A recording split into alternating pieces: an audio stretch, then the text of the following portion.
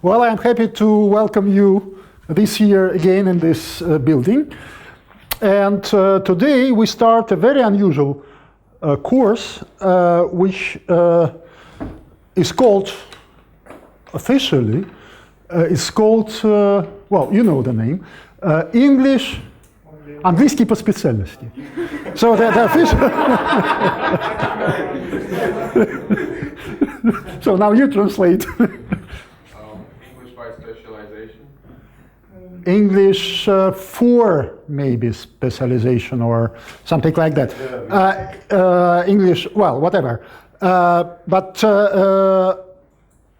as such, I will give a sort of a series of lectures which are unofficially entitled Introduction to Classical Mathematics. And we discussed actually this in the group, what we should do in this class. Introduction to Classical Mathematics.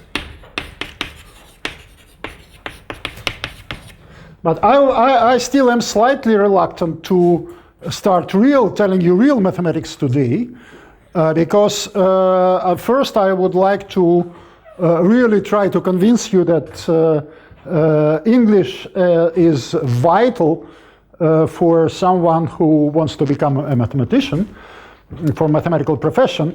So when I'm abroad and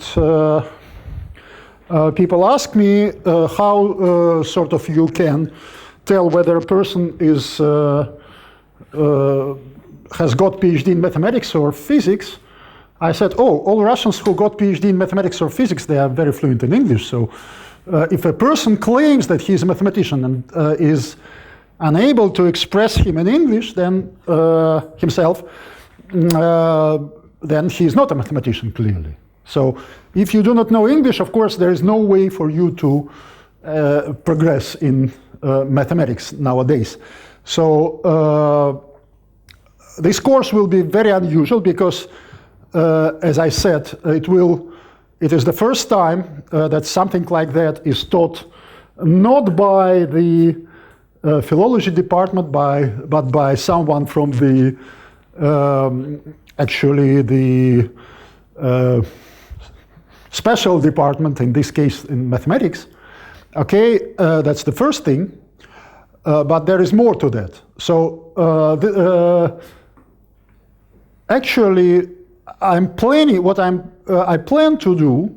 I plan to, and well, we will see how it goes and whether it will be successful.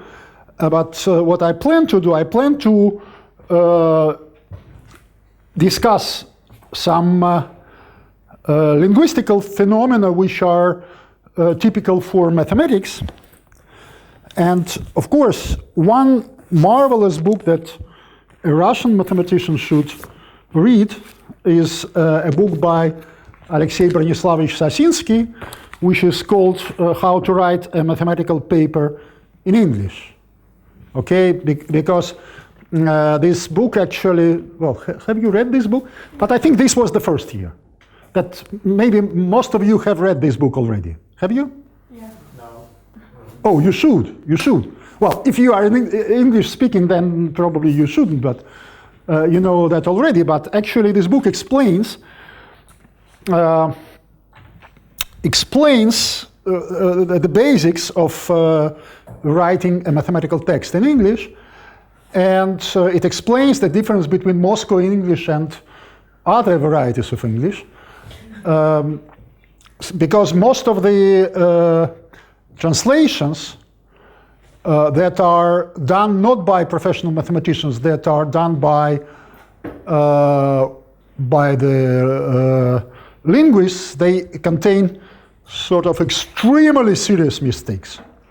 On one hand, many texts written by mathematicians, they are not really sort of perfect English, but they are still understandable. But if you do not understand the contents, if you do not understand the subject matter, then there are ridiculous mistakes.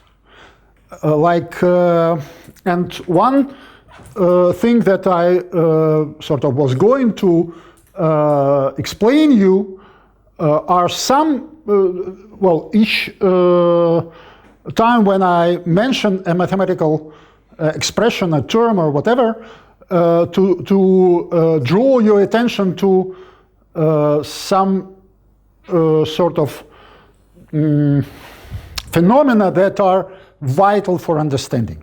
Like, for instance, there are two words, finite, and there is the, well, have you seen this last year? And of course, most Russian mathematicians 20 years ago or 25 years ago, they used to read the second word as infinite, which is of course ridiculous. Well, actually it's more than ridiculous, it's this. Well, this book will, this will be the, well, you will enjoy this book if you haven't seen it before.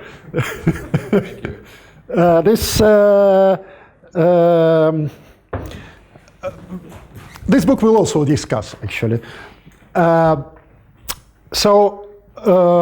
It's ridiculous because actually for someone whose native language is English, of course, infinite sounds like finite. There is no difference because they concentrate on vowels and not on consonants. Unlike we in Russian, for us, a word lives on consonants. For an English-speaking person, the word lives on vowels. So this is finite and infinite. That would be understood. Okay? So I will mention you such things. Like, for instance, it's fundamental how you read the names of mathematicians and how you spell them. Because many of back translations or translations from of Russian texts into English, they contain sort of dramatic mistakes in the way how the names of mathematicians are spelled. And of course, there are traditions in how you pronounce the foreign names in English, which are completely different from the traditions how you pronounce the foreign names in Russian. And they so if you pronounce well, a mathematician's name, well, like, should I give you an example? Well, Jordanova forma. Of course, there was the French mathematician Camille Jordan, who is pronounced in Russian like Jordan. Well, that depends on how French you try to sound, but the N is sort of slightly there, but not quite there. There was another mathematician who was called Pascual Jordan, well, a physicist rather, like Jordanovy algebra, Jordanova forma Jordanovy algebra. Okay, but of course in English they are both pronounced, they are both spelled like that, and they are both pronounced Jordan. Jordan form, Jordan algebras. So you do not know. So I think that the Russian tradition in this sense is much better. Actually, it's more informative. And when I speak English, of course, I'm not a native speaker, so I speak my own, what I would call, well, in Russian it's called idialect. How would you call this thing? A personal language. Also a dialect. No. It's not a dialect. It's something completely. A dialect is. Well, we'll discuss that. So anyway, these things, they really matter. So you have to know the terminology. It's fundamental to know the terminology, to know the differences that are not existing in another, or not easily expressed in another language. Like, for instance, in English, there are many words for частное. So all Russian translations of English language mathematical programming books contain a serious mistake. So if you look in the translation of the book by Knuth, the art of programming, or whatever, how it was called in English, искусство программирования для ЭВМ, the art of computer programming, or whatever.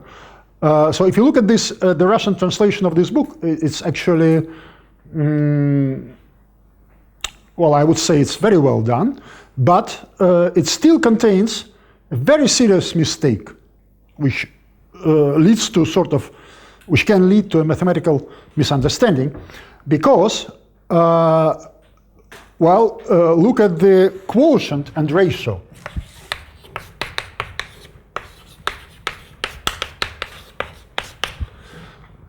They're both translated into Russian as частное. But actually they are not, because this is частное, and this is неполное частное. Okay, and of course no linguist would know this difference, would understand this difference. Actually, as you see when you look at the translations of computer science books, then even the people who are supposed to be experts who translate these books, they invariably make this mistake. Okay, they translate quotient as частное, whereas it should be неполное частное. Okay, like in the Euclid's algorithm. Okay, so this is one aspect of what I'm really going to discuss here. But then another aspect is that, of course, this is supposed to be, maybe not today, because today is the first day of the year, so probably, well, first of all, we should relax. Still, we are not completely in. But the second aspect is that there was a very short notice, so that actually many people who would like maybe to attend the course from outside of your program,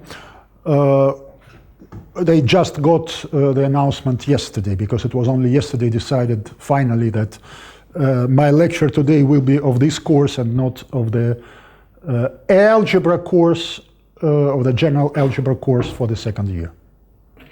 Okay, because there was some confusion with the, well, should I pronounce schedule or schedule?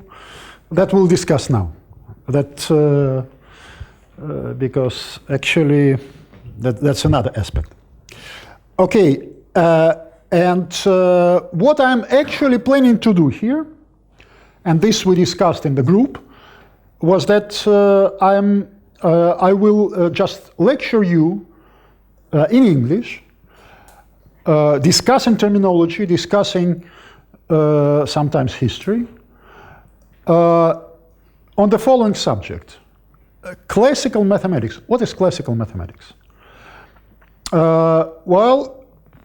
There is a wonderful book. There is the idea of this course follows two sources. One source I will show you in Russian. Of course, both sources are German, because classical mathematics, the language of classical mathematics was, well, for me, mostly German, then French, and then English for the applied mathematics, yes, and for some sort of selected branches like group theory and linear algebra, but mostly the language of classical mathematics was German. So that's a marvelous classical book, sort of on the brink of the 20th century, by Felix Klein. Well, that's again, in Russian, of course, we pronounce German I as clean.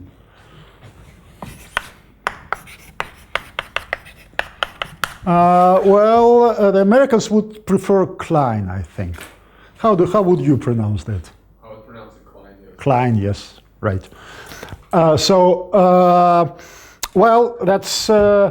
I'll give you an example again, and it's very fundamental to know how actually the foreign names are pronounced, or otherwise you should really explain. You should really write it. So, like for instance, there was a famous American mathematician, Steinberg, and of course he was an American Jew, so his name would be pronounced Steinberg. Of course, if you look at the Russian translation of his book, there he is called Steinberg. And Steinberg, well, the standard American pronunciation, Steinberg, is halfway between this distorted pronunciation and the real German pronunciation, because if it were a German name, it would be pronounced as Steinberg, of course with K at the end, not G, Steinberg.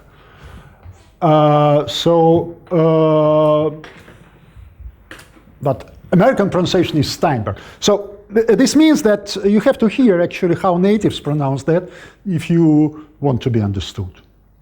So that's one marvelous book. I will send you actually a list maybe today or tomorrow.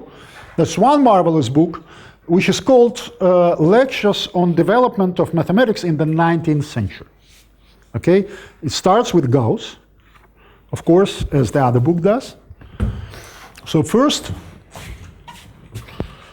oops, no way. So this room was not,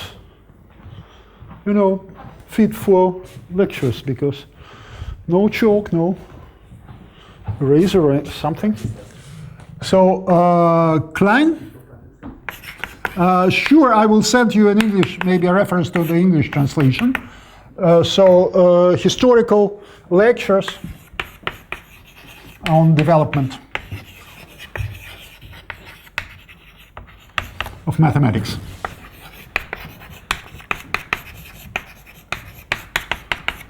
In the 19th century.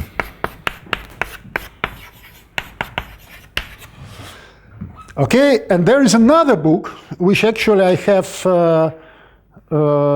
in German also, which was also written in German, but here I've printed an English translation, printed out an English translation. By the way, a beautiful English translation. That's the book by Helmut Koch.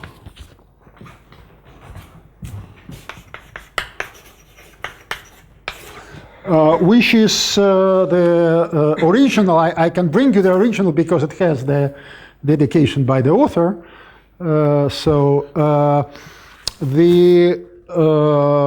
Not to me, to my teacher actually, Professor Barevich. So the book by Helmut Koch, which in German is called Einführung in die klassische Mathematik. Introduction to Classical Mathematics. And by the way, there is one important aspect which you can notice from this title, is that the article is used in German and not used in English, the definite article. We'll maybe discuss that at some point also, because it's used much less in English than it's used in German or Italian, for instance, or French for that matter. So, Introduction to Classical Mathematics.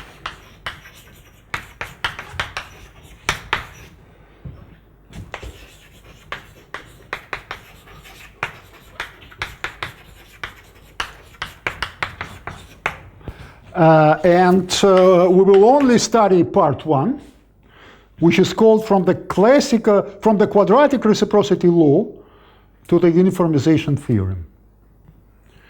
Okay, there was a planned volume 2, which is devoted to Lie algebras, but it covers more sort of the second half of the 19th century and the first half of the 20th century, so it's already much more advanced than this. Okay, I'll try to cover sort of part of the material of the first part. Okay, and maybe, but not following literally this exposition, because in many cases, Koch sort of gives some preliminaries on algebra or analysis or other things that we already know, which are included in your curriculum. Okay, so I would like to write maybe some topics on the blackboard, but maybe after the break when we find something with which we could erase the blackboard. Well, when lecturing in English-speaking countries, I usually call this green board, not the blackboard.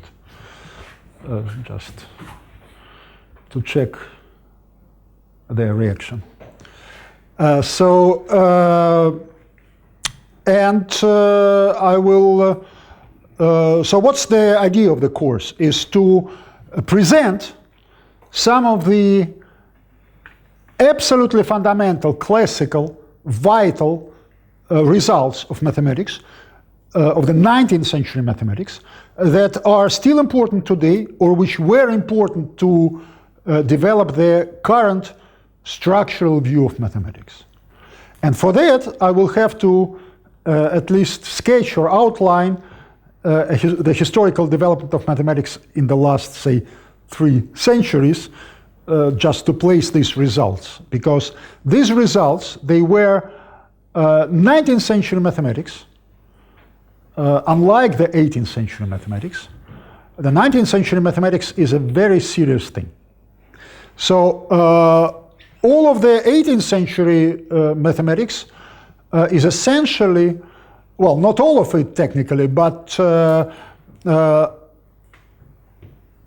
when you have, say, mastered the contents of the first 2 years of undergraduate education at this university, you should be able to understand any result and any proof in the 18th century mathematics. So essentially, after 2 years of undergraduate studies here, you control all of 18th century mathematics. And essentially the person, the key person, with which, after whom that changed, was Carl Friedrich Gauss. And of course, we will, discussing the 19th century mathematics, we will start to discuss it with Gauss. And of course, Gauss, even in the English-speaking text, his name is written like that. Of course, it's a mistake to write it like that. It's written with a German SZ, the double S. Okay, Gauss, you can still more or less understand everything which he has written, but it is really after him already the next generation it changes. After him, the generation of his direct sort of students and followers, like starting maybe with Abel or Jacobi, not to speak of Hamilton or Dirichlet, Riemann. That's a completely different level of mathematics. It's much more, I wouldn't say difficult, it's much more profound. It's much deeper. And this 19th century mathematics, which we will discuss, it has influenced sort of dramatically the current structural view of mathematics as opposed to the computational view. Essentially, what I'm talking about is the viewpoint presented in the treatise of Bourbaki. Okay, so this Bourbaki viewpoint grows naturally from the 19th century mathematics, okay, as opposed to the previous development. But what happens is that many of the key results, they are either sort of a bit too difficult, or maybe sometimes they do not fit the existing curriculum. So there is no course in the undergraduate curriculum where the proofs of such results, like for instance the Dirichlet, the theorem by Dirichlet on the primes in arithmetic progressions. There is no place in the course where you hear the proof of that result. Okay, why is that? It's a key result which is used, I mean, everywhere, and but there is just no place where you could hear that, because, well, the shortest proofs, they use something like complex analysis, and by the time the algebra course is finished, the complex analysis is still not there, and so of course this result seems to be too arithmetical to be included into the lectures on complex analysis, okay, and it's too analytical to be included in the algebra course, so it's nowhere. And there are dozens of such key results which are, even after we have rewritten this program, they're still not there, because, okay, so there is no place in the standard curriculum where you hear about such results as, about such concepts as, say, elliptic integrals, or elliptic functions, or modular forms, by the way, which were crucial in the solution of the, in the proof of Fermat. Well, of the Fermat, how you call it? Conjecture? Fermat last, yes. Theorem? Well, it's theorem now, of course, yes, but whether it was one for Fermat, it's a different discussion. And so there are dozens of such things which are, without knowing these things, a person is not a mathematician, but which are still not in the standard mathematics curriculum anywhere. Okay, they can be, you can hear the proofs of some of these results in some special courses, but not collected in one place. And so the idea of Koch, when he was writing this book, was exactly to collect many such things in one source, okay? And of course, my selection at some points would be different, but essentially on many things it would coincide. So these are really, there are things that every serious mathematician believes are central for mathematics, which are not included in the standard curriculum. And so here we will have sort of a double or triple challenge, because, well, various people will have various challenges, so don't worry. So first of all, it will be in English, that I don't know. By the way, do you understand me?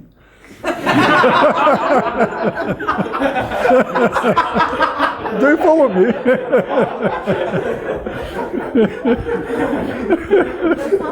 No, well, it's not a joke. Well, partially it was, but... Understanding you isn't not a challenge at all. Oh, excellent. Because, well, it was not a joke, because that was exactly what I wanted to tell you, is that, well, how good your English should be. That depends, of course, on your objectives. But I would like to start today, as I said, I was not going to start really serious mathematics. I was going to start you to tell you jokes mostly. Well, I have written one actually. Well, I have written more than one, but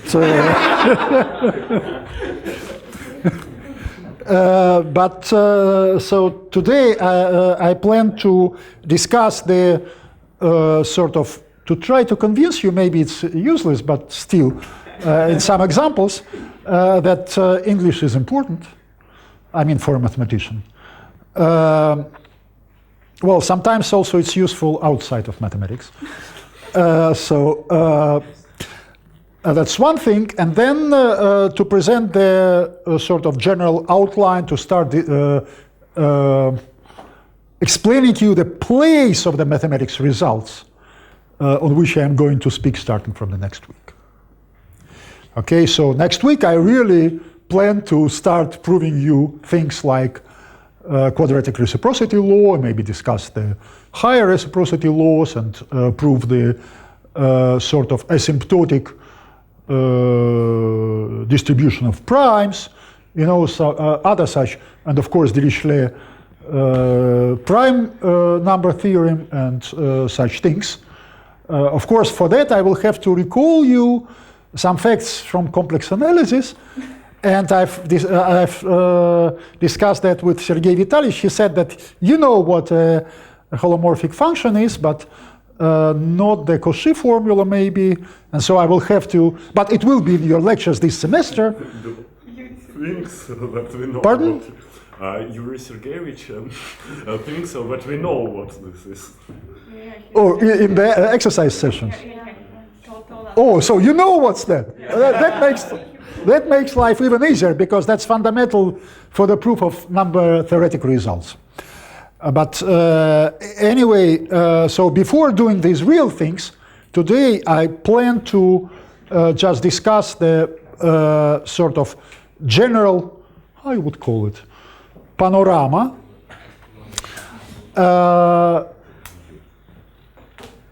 Well, it's not a joke, it's a quotation from Dieudonné. A vista of the development of mathematics in the 18th, 19th, and 20th century to place these results in some context.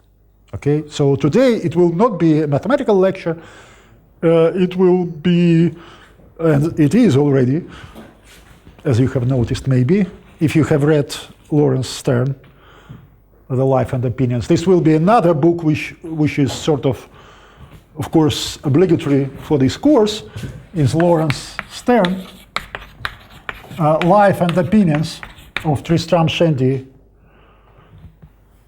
gentleman or whatever, Life and Opinions of Tristram Shandy. Well, but first, why English is important? The linguistical situation in mathematics changed dramatically, actually changed dramatically again in my lifetime. Because when I was in your age, when I was a student and when I was starting my career in mathematics, it was completely different. And of course, it has changed several times before that. So let me recall you what was the linguistical situation, say, in the 18th century. Most of the real research texts were written in Latin. Actually, well, this is very easy. I've read actually Euler. You just open it, you read it, and it's like, it's very easy really. It's because all words are essentially like in Italian or French, so it doesn't matter at all. By the way, it's very easy to read mathematical text in any language. Of course, you have learned maybe a few hundred of words, maybe. But once you know what the subject matter, it really doesn't matter.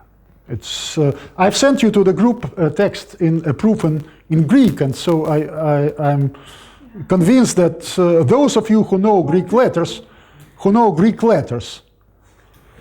and who know one word, maybe omada group, maybe there was a second word which was not like it is in other languages, but maybe there are 2 or 3. So once you are sort of, you know the letters, you can read the mathematical text. If you learn the Persian letters in Farsi and take a text in Farsi, you will be able to read it. So if you know the letters, you can read the mathematical text.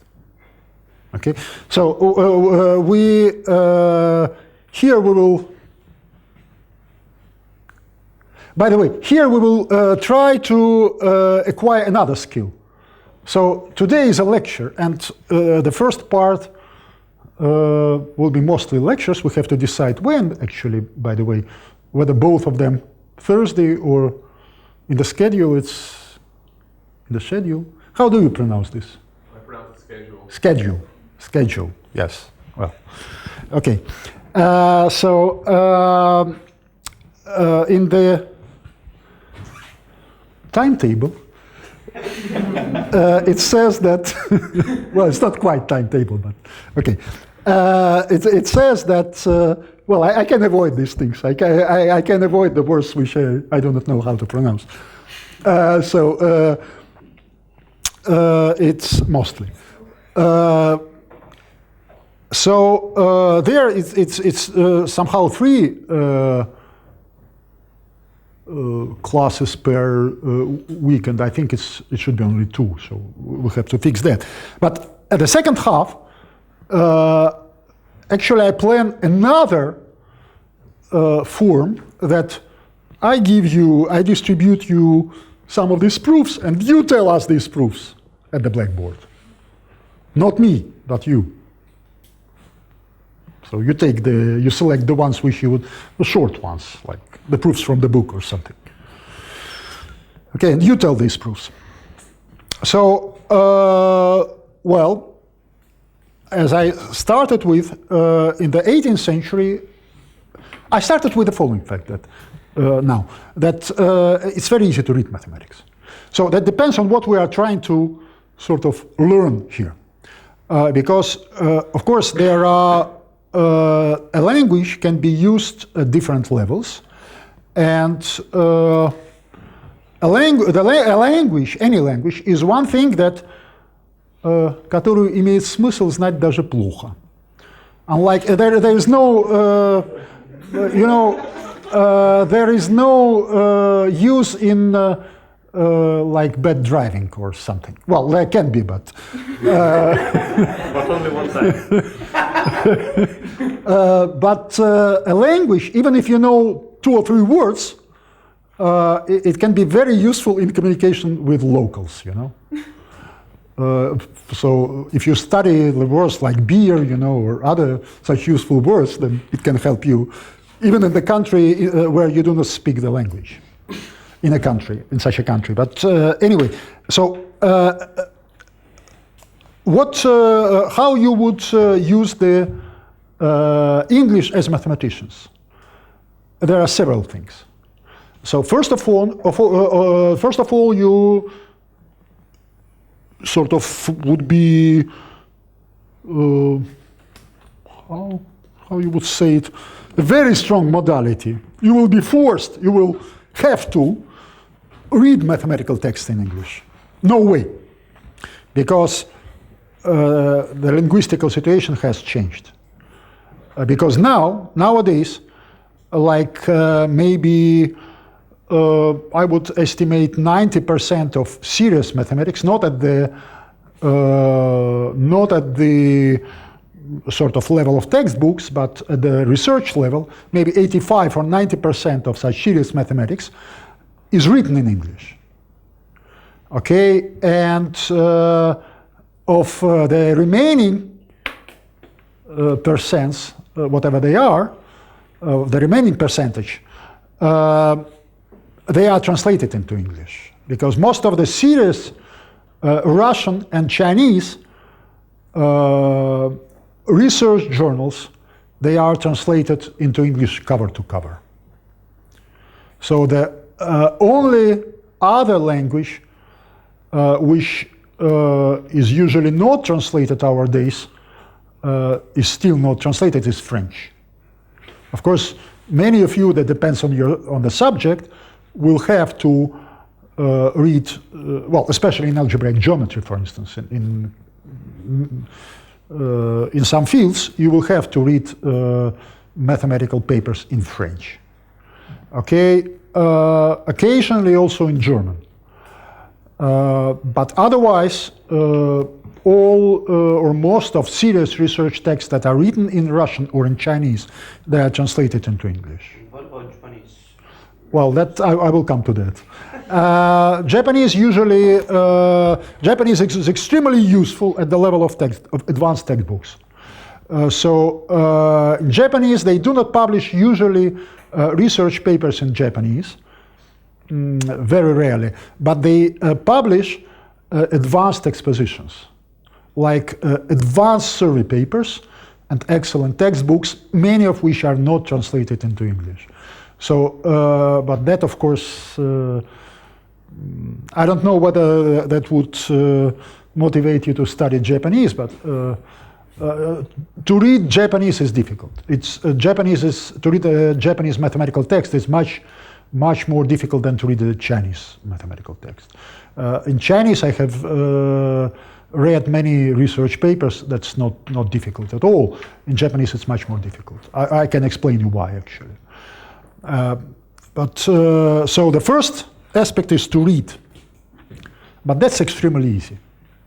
I think that if you have a dictionary, maybe an electronic dictionary, and if you know the subject matter, essentially, so the complexity of reading any language where you know the letters, as compared with the complexity of understanding the mathematics, is negligible.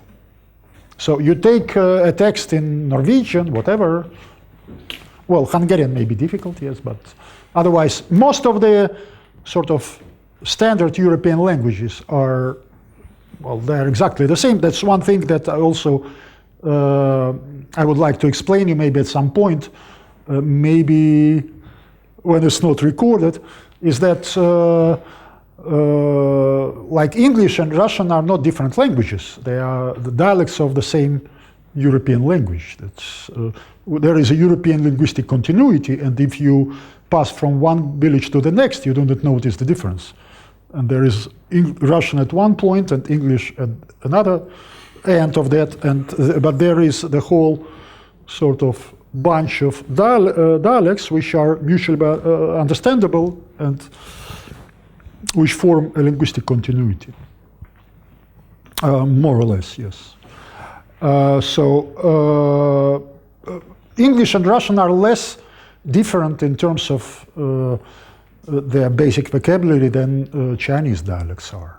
So for political reasons, we speak of Chinese dialects as one language and of English and Russian as two different languages, but actually they are not. They are sort of, they form part of a huge Indo-European family where you can pass, well, it is subdivided into something, sort of, there are some borders, yes, but mostly they are sort of, most of the words are closely related, they are of the same origin. Like maybe also outside of the class I plan to write some text for these lectures to distribute this in the group, how you can take any English word and find a Russian word of the same origin, which has sometimes slightly changed the pronunciation or sometimes slightly changed the meaning, but which is related to the English word.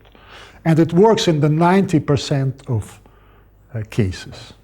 Okay, only that, of course, it's not always the first word which will be used, like in English, red for color, in Russian, родить or руда is the same or rigi, for that matter, rouge, is the same word, used slightly differently, but it's the same word. But it's not the first word which will be used in Russian, but it's still the same word.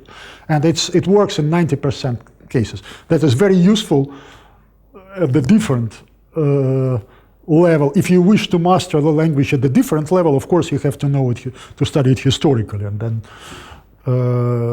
you will be able to see this sort of kind of etymological relations immediately if you know the history of the language. But as I said, to read mathematical text, it's not the first practical knowledge because it is easy. So it is really easy to read mathematical text, but you have to be cautious about terminology, and of course you have to sort of try to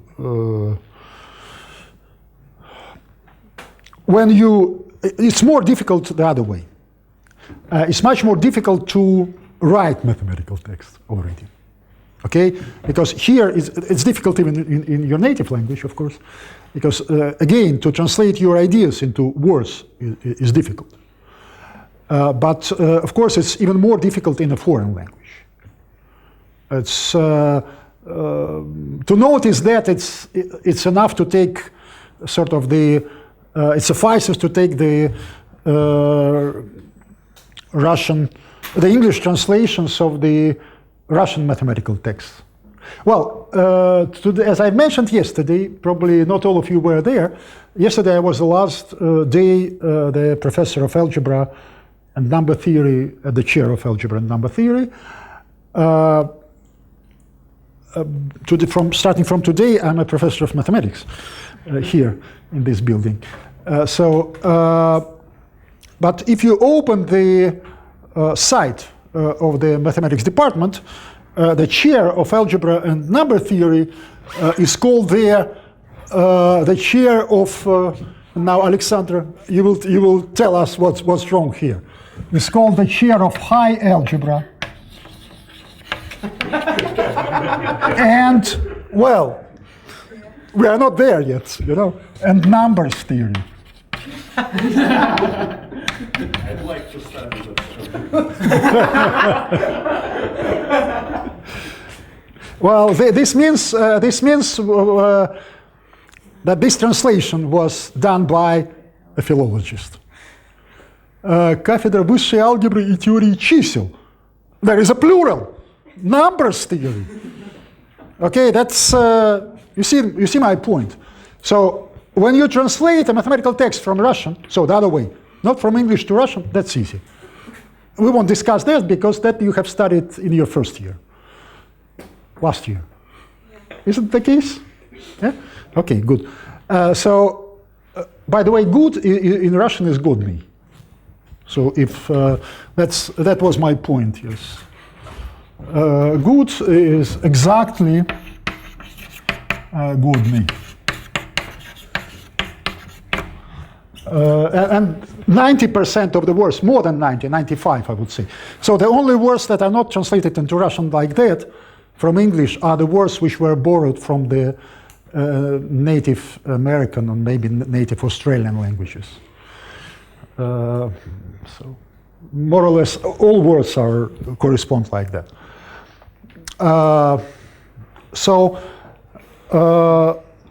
My point was that when you translate from Russian into English, you shouldn't translate.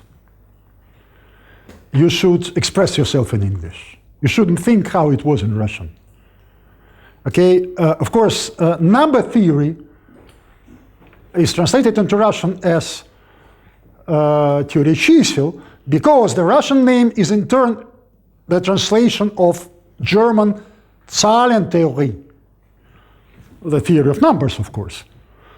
But in English, this nominal expression is used as a whole, as one word. Number theory is, okay? So if you take something like, again,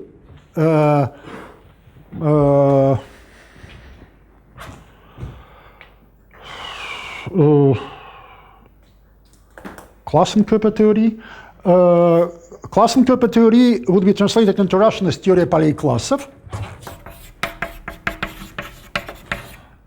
Well, what I was doing now actually was all our terminology, traditional, well, everything on which I'll speak now in this course, of course, is translated from German. Well, part of it was borrowed from French, but when it was borrowed from French, you recognize it immediately. For the rest, you have to back translate it into German. Теория полей классов.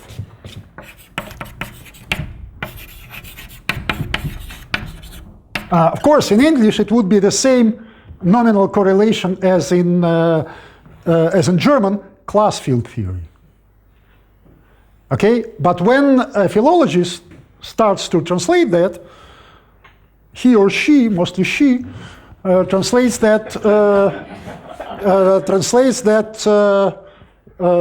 into the theory of fields of classes.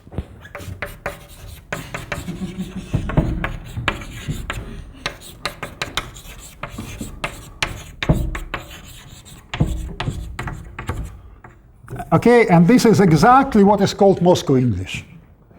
Okay? Because in English it's, well, in the more or less most other varieties of English, it's called class field theory.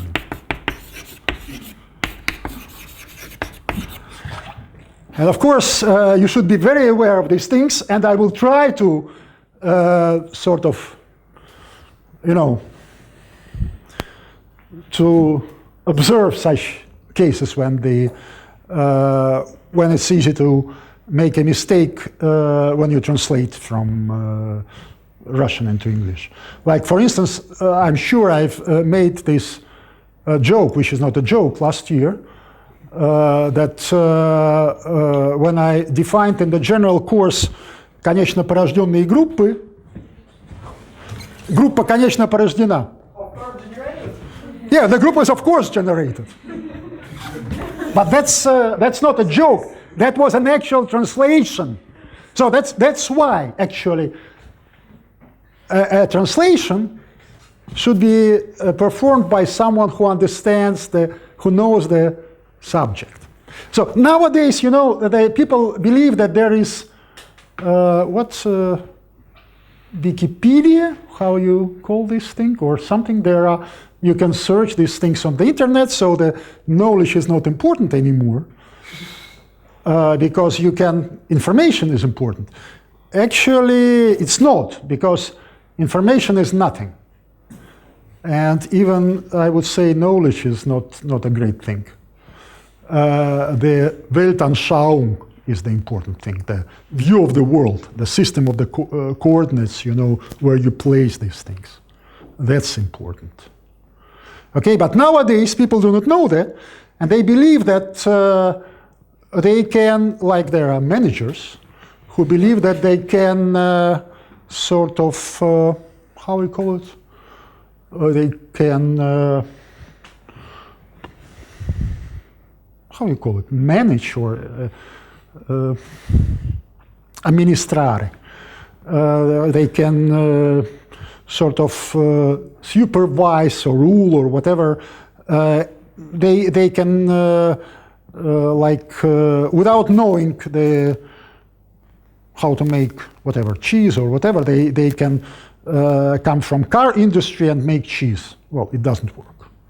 It doesn't work that way.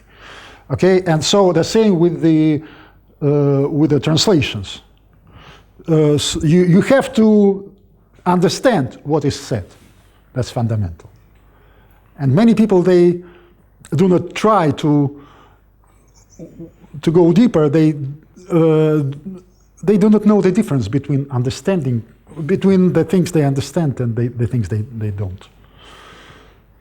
So that's, you really have to know the subject to be able to say something sort of corresponding to what was.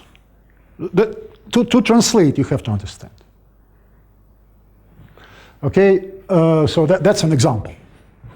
Of course, in this case, this won't be even understood, maybe. In this case, it will be understood, but it is still Sounds strange, doesn't it? Of course, higher algebra is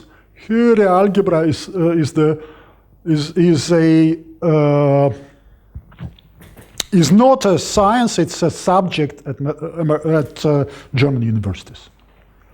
So, and now I'm returning to the linguistical situation. So before Gauss, and even Gauss, were writing, and you will tell me when I'll have to make a break and erase the blackboard. It's still after one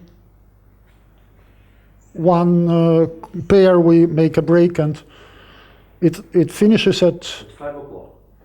At 5, the first one, or At 5. At 5, because at some point I will have to erase that and write something on the blackboard.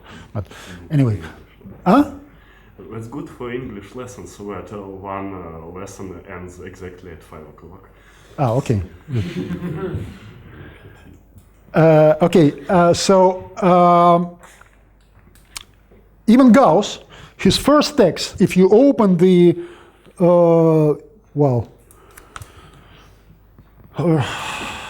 like this book of Koch, it mentions several texts by Gauss, and of course it's Disquisitiones. I'm not trying to pronounce it in correct Latin, I'm pronouncing it in the medieval Latin, Arithmetica. So arithmetical, how you call it, studies. How you translate Disquisitiones? You do not translate it, you say it in Latin, in English. I don't speak Latin as well. Yeah, so, well, there is a journal, one of the most important mathematical journals nowadays is called Invenciones. And of course, no one translates this from the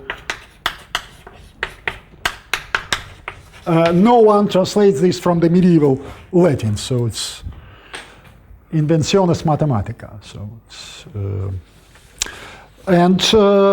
Disquisitiones by Gauss was written in Latin, obviously. Okay, and he was writing in Latin also his famous texts on, say, like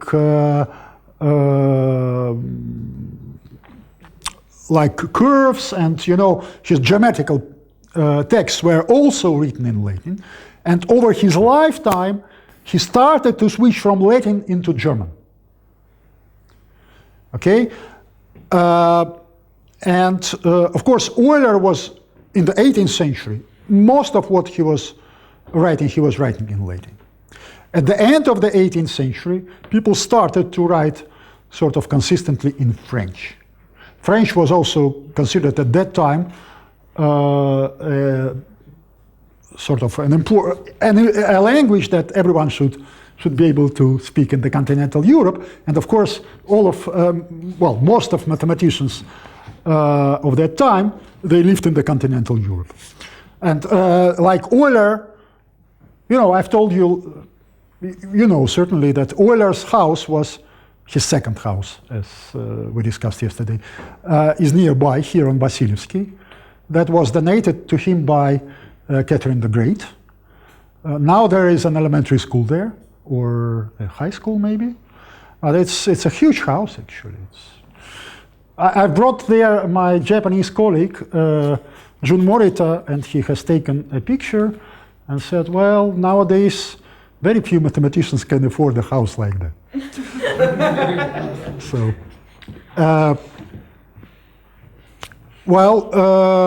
of course, Euler occasionally was writing something in German. The letters were written in German, but otherwise, most of the research texts were in Latin. But in Gauss' lifetime, they started to switch to German.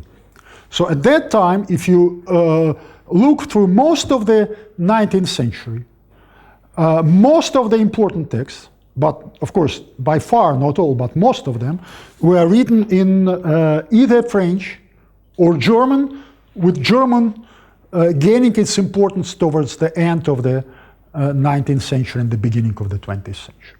So if you really want to sort of understand mathematics in its historical development, it's fundamental. It's also fundamental because most of the Russian terminology, of the traditional Russian terminology, is copied or translated from the German.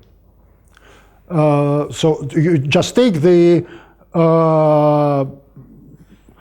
well, and what is fundamental is that if it's taken, it was taken from German, that it is translated. Like множество. Of course, if it were taken from French, it would be taken as ensemble. Okay? Just borrowed directly. But from German, they mostly, at that time, they translated. So множество, of course, is a translation of the German Menge. Of course, before that, Cantor and Dedekind. By the way, Cantor also lived here, you know. Can we see his, not from, well, it's, you have to cross the line. It's sort of 1.5 blocks that direction. Cantor's house where he was born. So Cantor and Dedekind, when they were discussing set theory, by the way, set. Of course, when you see it for the first time, you do not know that this should be a translation of множество. Or map.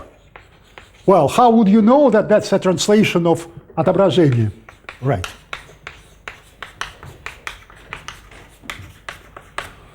And so on.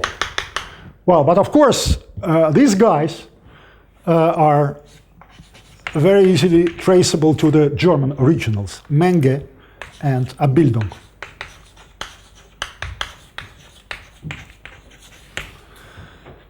Okay, so German, it sort of gives you access to the classical texts of the 19th century, starting with late Gauss, with sort of later papers by Jacobi, with Dirichlet, Dedekind. It was all written, of course, Kronecker, whatever, Riemann, it was all written already in German. Okay, and English was mostly used for applied mathematics at that time, and in some selected fields which were especially strong and developed in Britain until the end of the 19th century, when American mathematics started to emerge. Okay, but otherwise, English was mostly used in only in England, in Britain. Well, people like Hamilton and Cayley, of course, they were writing their papers in English. But otherwise, most of the foreigners, most of the non-French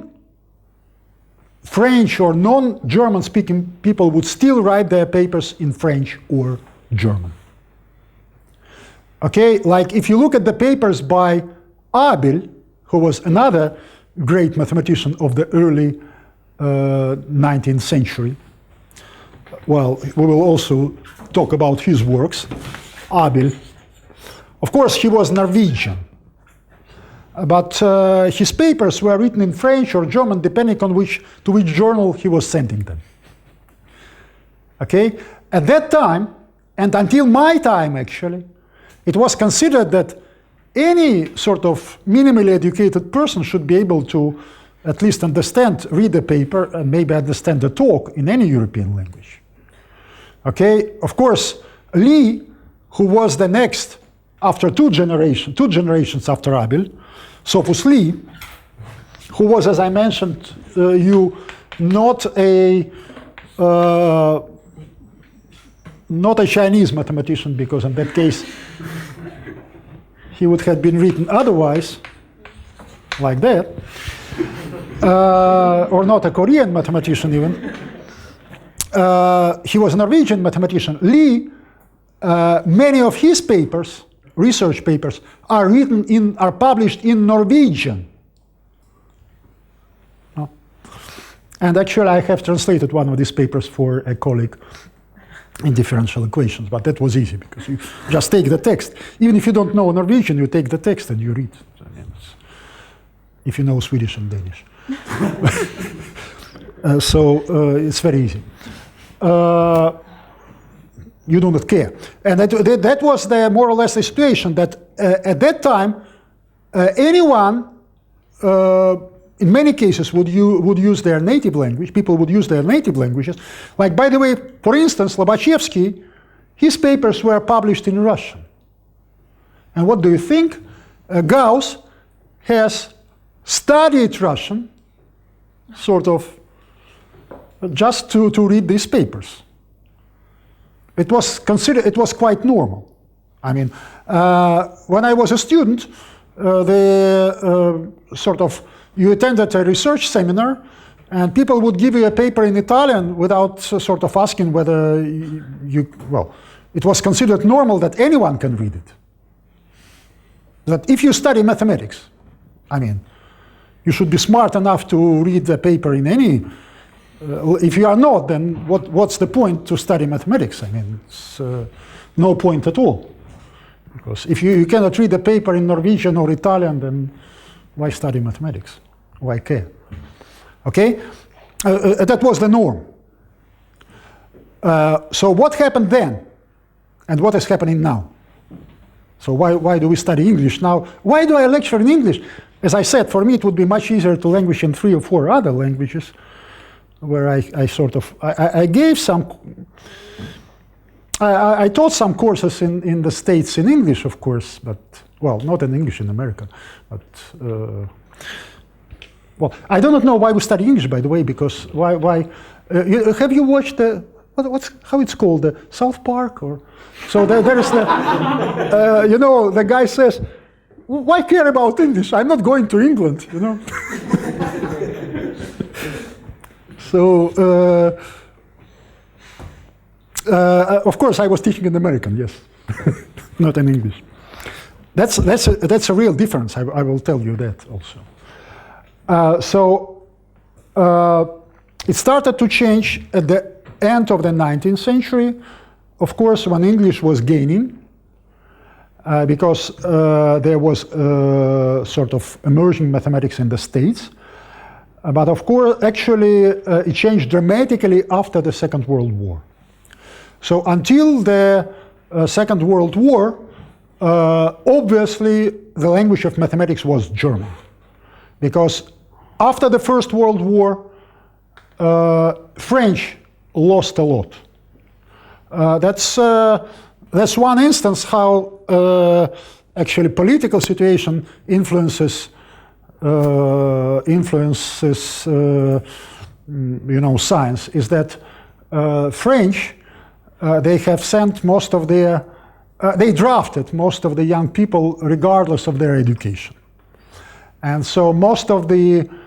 This is explained, by the way, by I think Dieudonné in when he speaks about Bourbaki, how Bourbaki, where it came from, because there were, of course, great late 19th century mathematicians, and there was this generation of people who were born like in 1905, 1907, who were too young to be drafted during the First World War, and there was no generation between them, because all of these guys were killed during the First World War.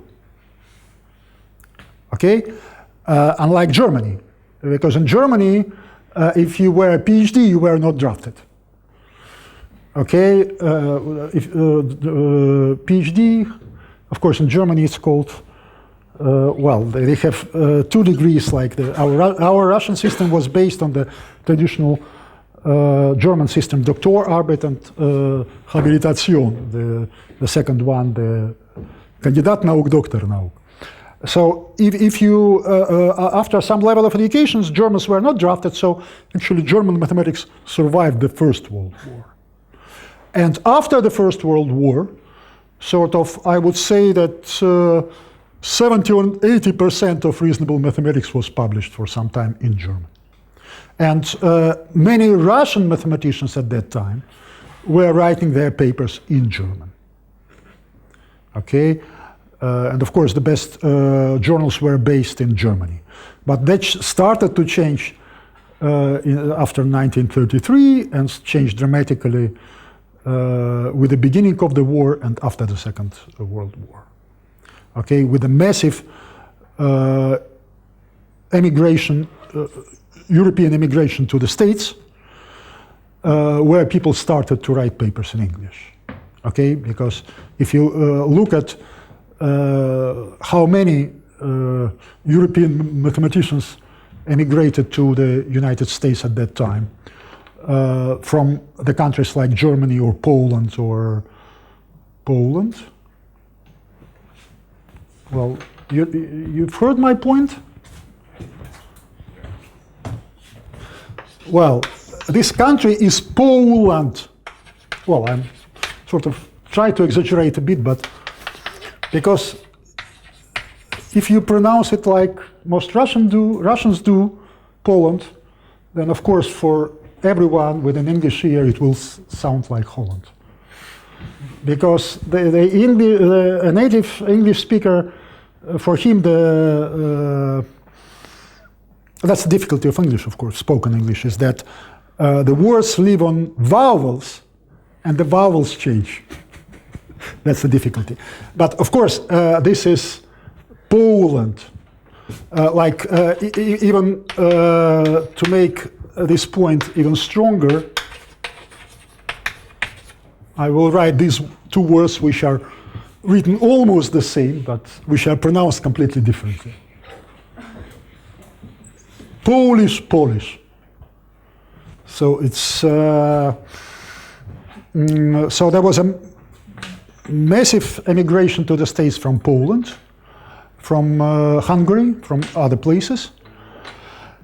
And of course, at that time, English started to gain more and more, but still after the war, for quite a number of years, lots of texts were written in French, of high-level research texts, in French and in Russian. And after some time, also in German. And many of the most fundamental texts of the 1950s and 60s are written in French. So if you study algebraic geometry, you still have to study French even nowadays, because most of these texts are not translated. And even today, of course, the Séminaire Bourbaki is mostly published in French. Okay, so there is a non-trivial mathematical activity in French, and so I would say that in practical terms, that's still the second language you have to learn, you have to study after English as a mathematician nowadays. Okay, as a Russian mathematician nowadays. But if you wish to understand the classical period, you have to study German. So in the 50s and 60s, 1950s and 1960s, mathematics was still mostly concentrated in places in European countries and the United States, and maybe some other places like Canada, Australia, Japan. And still, even the Japanese mathematicians would write many papers in French and German at that time. But anyway, it was normal to consider that any educated mathematician can speak at least 4 languages, which were called the languages of the Congress languages. Because the ICM, the International Mathematical Congress, by the way, the last one was in Seoul. Seoul. Well, you know what's that. It's not Seoul, it's Seoul. So 2 years ago, the next one will be in Rio in 2 years. And for the next one after that, 1922, St. Petersburg is competing with Sydney. Okay, so, but we hope it will be in St. Petersburg. Anyway, so for the Congress, ICM, 4 languages were considered official, and say like you could submit a paper to the proceedings, and many people have done that, not in English but in French or German or Russian. So the 4 ICM languages, official languages, are English, French, German, and Russian. Okay, and it was normal that also the talks, the lectures were given in any of these 4 languages. It was normal to assume that anyone can follow at least these 4 languages. What has changed since then? It's not like that anymore. I was at a couple of last congresses, of course, all lectures were in English. Why is that? What happened? Well, a very easy thing, geography.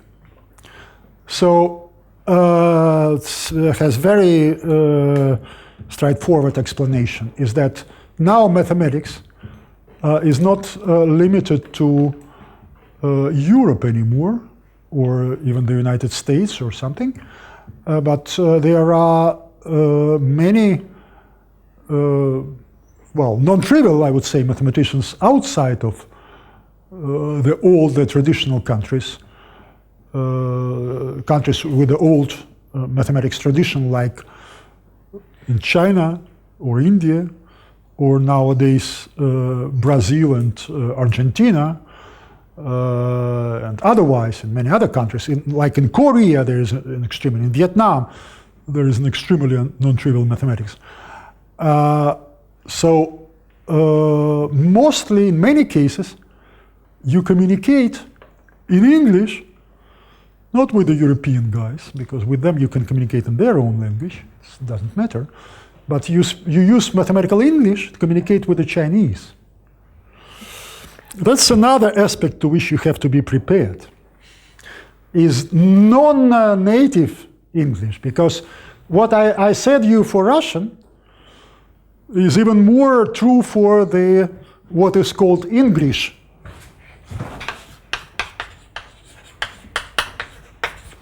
Do you know that language? No? It's Indian. Huh? It's Indian one. No. Well, China, Sino-Japanese, yes. And partly also Korean, yeah?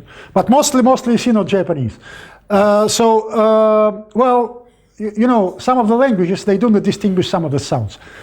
Like in Chinese, there is no L and R, and also in Japanese, there is a sound where you put the tip of your tongue backwards, or. And when they try to pronounce L, it sounds like R. And when they try to pronounce an R, it sounds like L. So it's long and random. Is it L as in Rome, or is it R as in London? Huh? Well, I'm accustomed to that. I was mostly teaching in English in China or India or other places, so I understand most of the varieties of spoken English. The only place where I do not understand English is actually Glasgow. And so after some tries, a taxi driver asked me, "Where do you come from that you do not understand any English?" I said, "From Russia." I said, "Oh, then I understand, I will write it for you." But when I first came to Japan in 1990, for the Congress, by the way, there was one in Kyoto at that time, ICM. After that, I went to another conference in Hiroshima, Japanese city.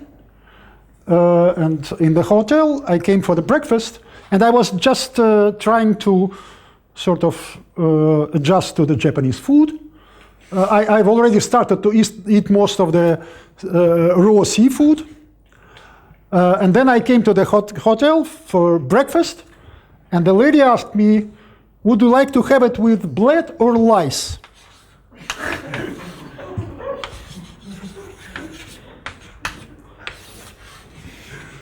So it has taken me some time to figure out whether I would like to have it with lice.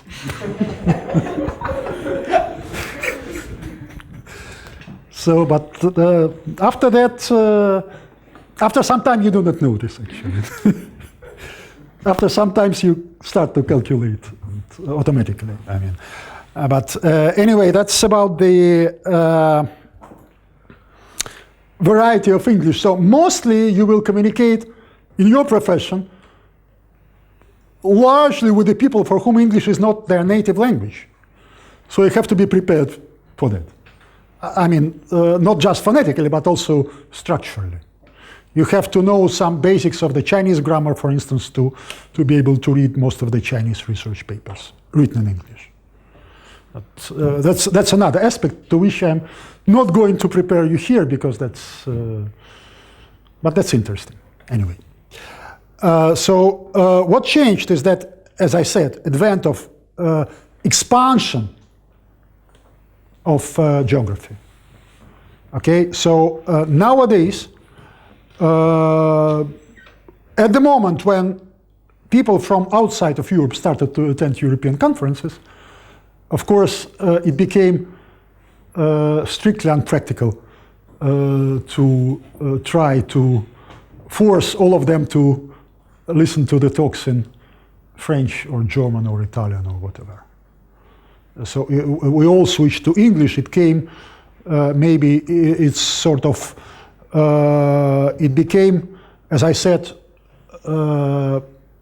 like that in my lifetime, because when I was a student, it was still quite normal that a lecture would be given outside of the corresponding country, would be given still in, well, in essentially anything, in French or German anyway.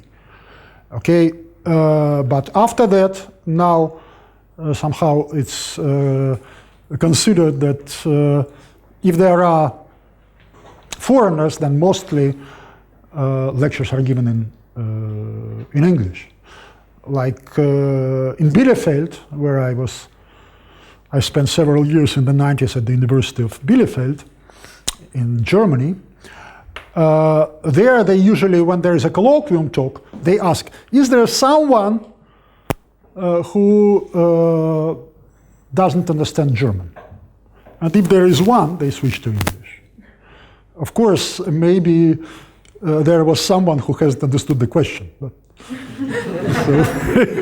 and then they stick to German, yes. So, but otherwise, so that more or less shows the rules. Of course, for a mathematician nowadays, English is the first working language. For me, it's much easier to, most of the terminology for the advanced fields.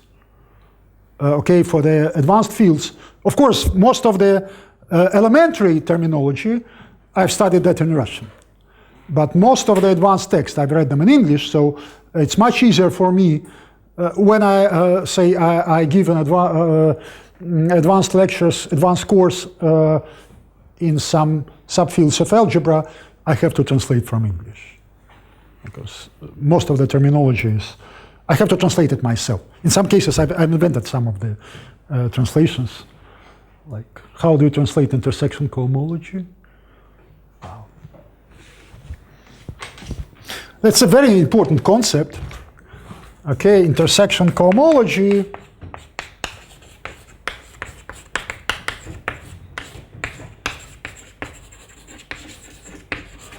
And of course, well, there is no Russian translation that would work. So in Russian, it's called ГМ когомология.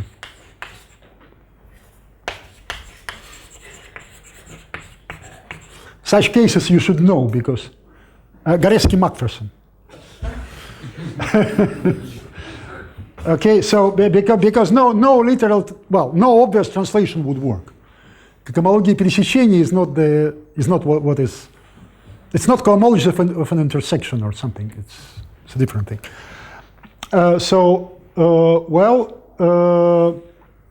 Anyway, now it is what it is. Is that 100% essentially talks, well, not 100, maybe 97% of the talks that you will hear at conferences will be in English. And you will be expected also to be able to deliver a talk in English when you are invited. If you are not, then you will be invited for one time. Okay? And then people discover that you cannot give a talk in English, and they will not invite you to the next conference. Okay, that's as simple as that. So reading, that's easy. Writing is more difficult. Read this book. It's really marvelous. Well, it doesn't explain you, though, how to write introductions to your papers. It only explains you how to correctly translate sentences like «если то», because even that is not trivial, how more or less correctly use the articles, and so on, such basic things. Okay, how to use the prepositions. Is it induction in or induction on, you know, and things like that. Okay, so it's basic things, but it's very useful to write. Then, of course, to understand spoken English, and that's fundamental, because before you start to speak yourself, you should be able to understand spoken English, if you wish to be understood. Okay? So, what is important here? And then you tell me in 5 minutes we should make a break, yes? So what is important here? A language consists of several parts which you should study. Of course, there is phonetics, but with English I wouldn't be too fussy about that, because English, anyway, if you give me back this book, okay, thank you very much. Yes, I've told you that this book by Josefa Heifetz will be part of, well, we will study this book. It's called Dictionary of Unusual, Obscure, and Preposterous Words. Okay, but it's a marvelous book. It starts with a discussion of how to pronounce the word, English words, if you do not know how to pronounce them. And it starts with the word which I would pronounce as contumely.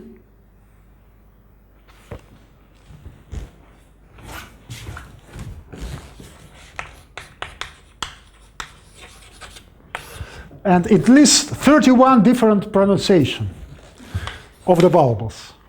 31 pronunciations, which are listed in various English dictionaries. Okay, so this is one thing of which you should be aware, that actually there are a variety of versions of spoken English. Okay, not there is, by the way, there are. Not there is a lot, there are a lot. Okay, because in English the correlation is by meaning and not by form, unlike Russian. Okay, so there are a variety of pronunciations, like mostly. So you shouldn't really bother. Well, of course, when I really come to somewhere, I mean, for a couple of months, I just switch to what they are, try to switch to what they are, how they are pronouncing the words. Because when I lectured in the States, of course, I tried to pronounce them American way, although, of course, it's, well, you know the difference. I will maybe also mention you the difference at the corresponding points. Maybe I have mentioned you some examples in the class when I was translating terminology of group theory. You know, in group theory, we were discussing examples like, how do you read this word? Or how do you read this word? Well, that depends. Or how do you read this word?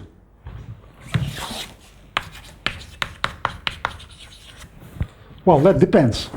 So probably I should try to study your variety of English just to communicate with you more efficiently, because, of course, this is in English. Well, the two most common varieties of English are British English and American English. Okay, and of course in British English this is cyclic, in American English this is cyclic. And this is direct and direct. And whatever. Of course the most natural variety of English pronunciation for a Russian is Irish. where they just read all vowels as they are written.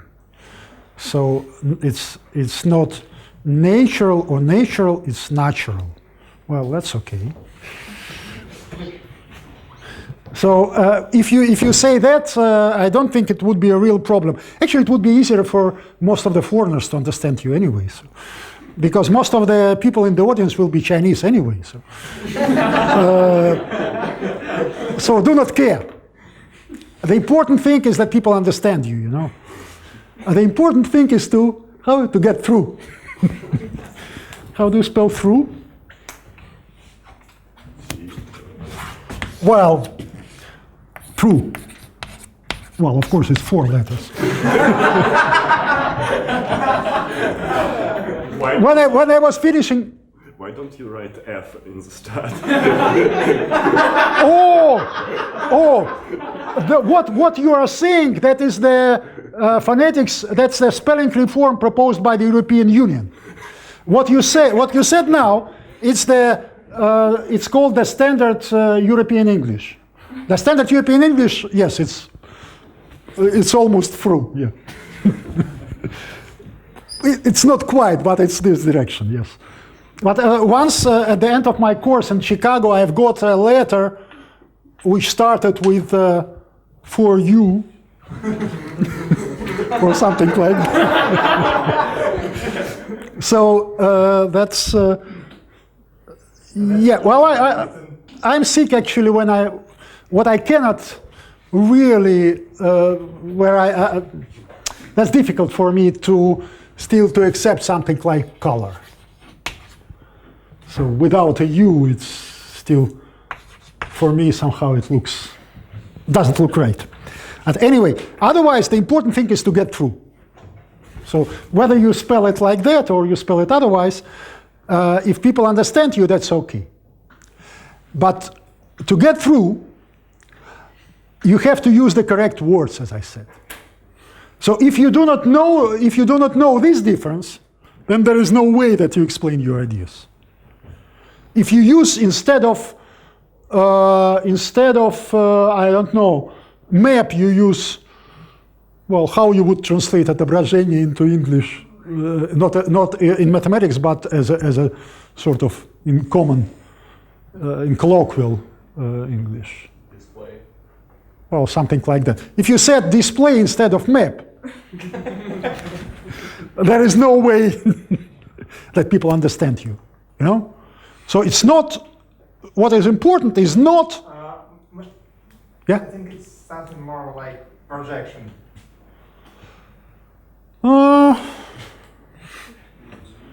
Отображение, I don't know. Here, connect with map and display. pardon?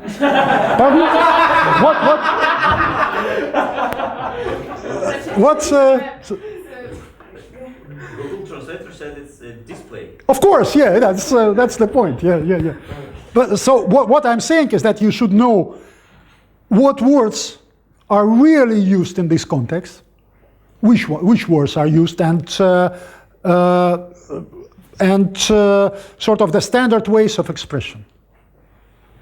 Okay, and more or less, as I said, the goal of our course is double. So there will be, I don't know whether there will be, the objective of our course is double in this sense that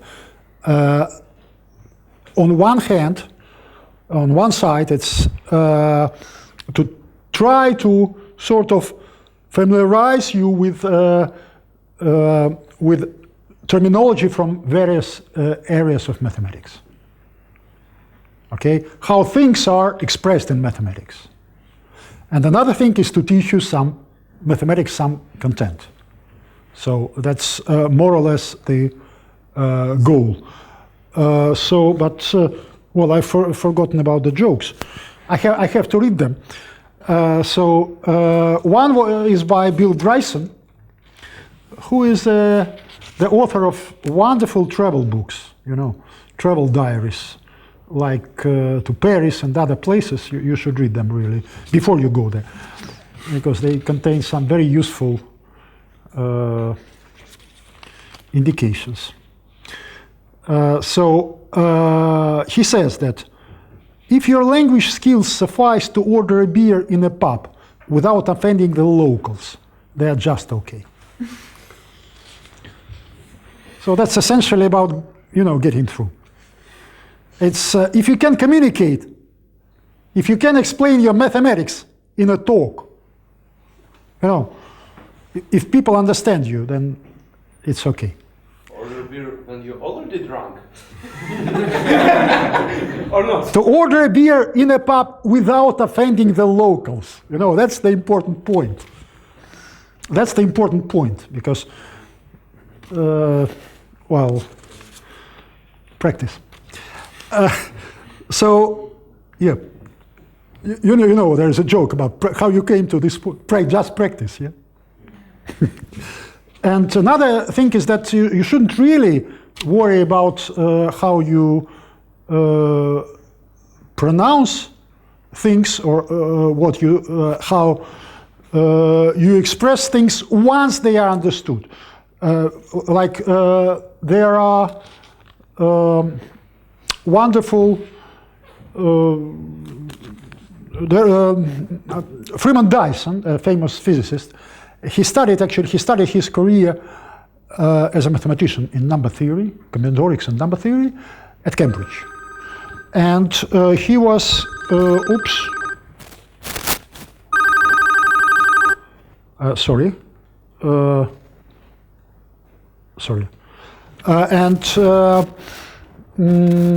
he attended the lectures by a Russian mathematician who emigrated after the revolution and who was teaching there, Abram Samuilovich Bezikovich, from St. Petersburg, by the way. So he was teaching at Cambridge, and of course he had a very heavy Russian accent. Well, that's another point. Actually, when I said that you should sort of be able to, it's important to communicate and not to pronounce things correctly, up to a certain point, yes, because many Russian mathematicians whom I've met in the States, they haven't even tried to learn some English, and after 20 or 25 years there, they still communicate as if they just came from Moscow yesterday, which is sort of, I think, a bit of exaggeration. You still try to listen a bit to what people are saying. But anyway, so Bezikovich, after many years he spent at Cambridge. Well, at some points, actually, having a foreign accent can be important. I've mentioned you maybe in the general course, I've told you the episode of Lagrange moving to Paris. Lagrange moved to Paris, I think, in 1792, just 1 year before the French Revolution, from Berlin. Because most people think that Lagrange was a French mathematician. Actually, he wasn't. He was an Italian mathematician, Giuseppe Lagrange. And most of his life he spent in Berlin. And he spoke French with a very heavy Italian accent. And so after the French Revolution, he was almost beheaded, almost instantly. Well, of course, students, it was difficult for students to understand his French, but it's not the point. That's not why he was, that's not the reason why he was supposed to be beheaded, but since he had a foreign accent, he was assumed to be a foreign spy. And the same almost happened with André Weil. By the way, that's another important point, but there is no place to write. Weil and Weil. It's important to know that this name is read in English as Weil and this is read as Weil.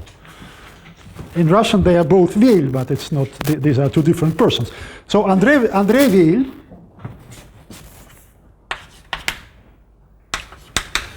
he was arrested in, I don't remember, 1937, 1938. He was arrested in Finland and almost shot, almost executed, because he had some texts in Russian. So he was supposed to be a Soviet spy.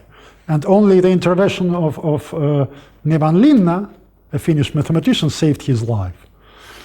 So what I'm saying, at some points it can be important not to have a very heavy specific accent. But when the English students made fun of Bezikovic about his heavy accent, he retorted, "Gentlemen." Well, gentlemen, we've heard this morning, haven't we? Oh, okay. Oh, you haven't been there. Okay. So, gentlemen, 50 million English speak English. You speak. Well, I'm not trying to imitate his accent. Maybe it was different. 150 million Russians speak English. I speak. Well, that should be more or less the approach, because when you, no one sort of really notices that at the point when you can communicate efficiently. Because many Italian mathematicians, they pronounce like the initial H, where it's not pronounced in English, or not pronounced nowadays as which. Okay, but that's okay. Well, since it's written WH, it means that it was pronounced like that before. I mean, it's changed from which. So no one cares. And of course, when you hear a French mathematician giving a lecture, you are sort of at first a bit startled when you hear because you know French vowels are some of them are very closed. And of course, by the first 2 or 3 words, you know that someone is from Germany, his native language is German, so no one cares actually. At the moment, he can communicate efficiently. So that's what we are trying to do here. One part of what we are trying to do here is that I try to speak my sort of variety of Russian, individual variety of Russian English, more or less in the way that you would should be able to understand, and then you will try to develop your language skills and communicate, present short sort of mathematics expositions, give short talks to prepare for the actual lectures. It's really, I can tell you that giving a first couple of lectures in a foreign language, that's quite a challenge. That's really, you will have to prepare that, really. And here we are trying to start. So maybe, I don't know how tired we are, but maybe we make a short break now, then I will speak for another short time. We record that, and after that, maybe we switch to another form and discuss some things for the rest of the course outside of the camera and decide what we do, whether we really wish to listen to 4 hours or 3 hours of lectures on Thursday or break it in 2 forms from the beginning and such things. So we should really decide. At the end, I think we should get the pass non-pass. It's not the grade, it's just pass non-pass. Yes, Maria? What do you think? I think Yura told me that. It's not the grade that I should give you, it's just pass non-pass. Well, something like that. So. But as I said, well, maybe I have a couple of other jokes. But yeah, well, there's a wonderful one, not from,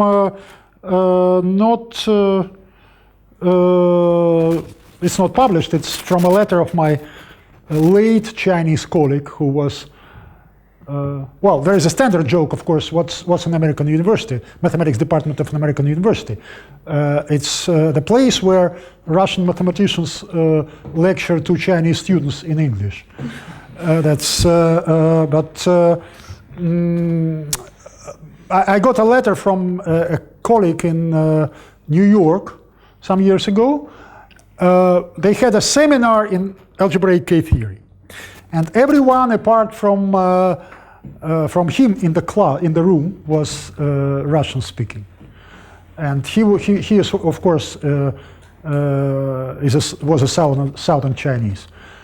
So he was the only person in the class who was unable to follow Russian. And so someone told him, "Sir, why don't you study some Russian? It would have been so much easier for all of us." So, but that's really the station to which you should be prepared. That maybe mostly you will lecture in English, in many cases, as I did actually, in most cases, to the audience of non-native speakers, speakers, yes, and then of course the problem is quite the opposite. Is not to use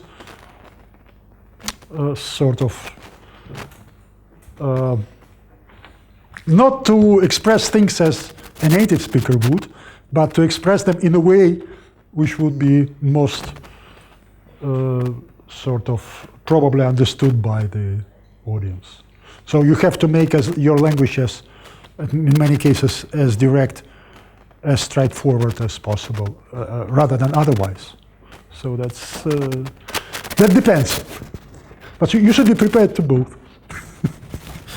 If you speak to a native guy, then you should, of course, study the 31 way to pronounce, depending on the place where you are, to pronounce such words.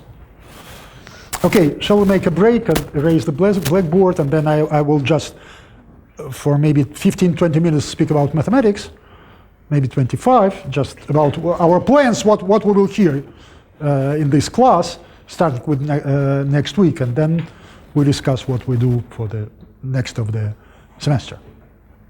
Okay, so let's a break.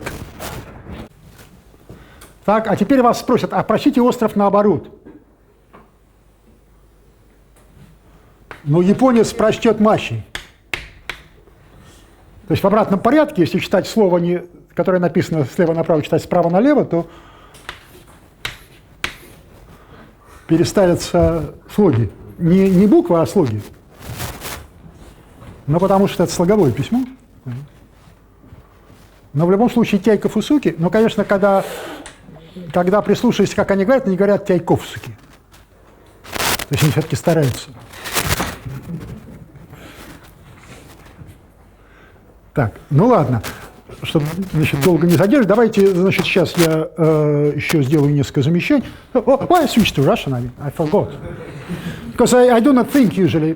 When in Europe I start speaking to people, when I speak in Italian or in German with someone, then I start speaking with another person and they say, why do you continue to... Because I do not know this. Why should I? Okay, so... I forgot to tell you actually what influenced dramatically, that's Irish, the linguistical situation of Russian. You know what's that? Sputnik. Well, Sputnik is a perfect English word, as far as I know. So it influenced dramatically the situation of scientific Russian. Because in the 50s, late 50s and 60s, in the States, they started sort of a massive... what influenced was the following thing. That before that, of course, after the war, especially in the early 50s, in the 60s, many non-trivial mathematical texts were written in Russian. Okay, and also in other fields of science. And after that, in the States, they started a massive program of translation into English. So they started to translate most of the serious Russian journals. They started to translate them from Russian to English cover to cover. Like all of the major Russian mathematical journals were translated.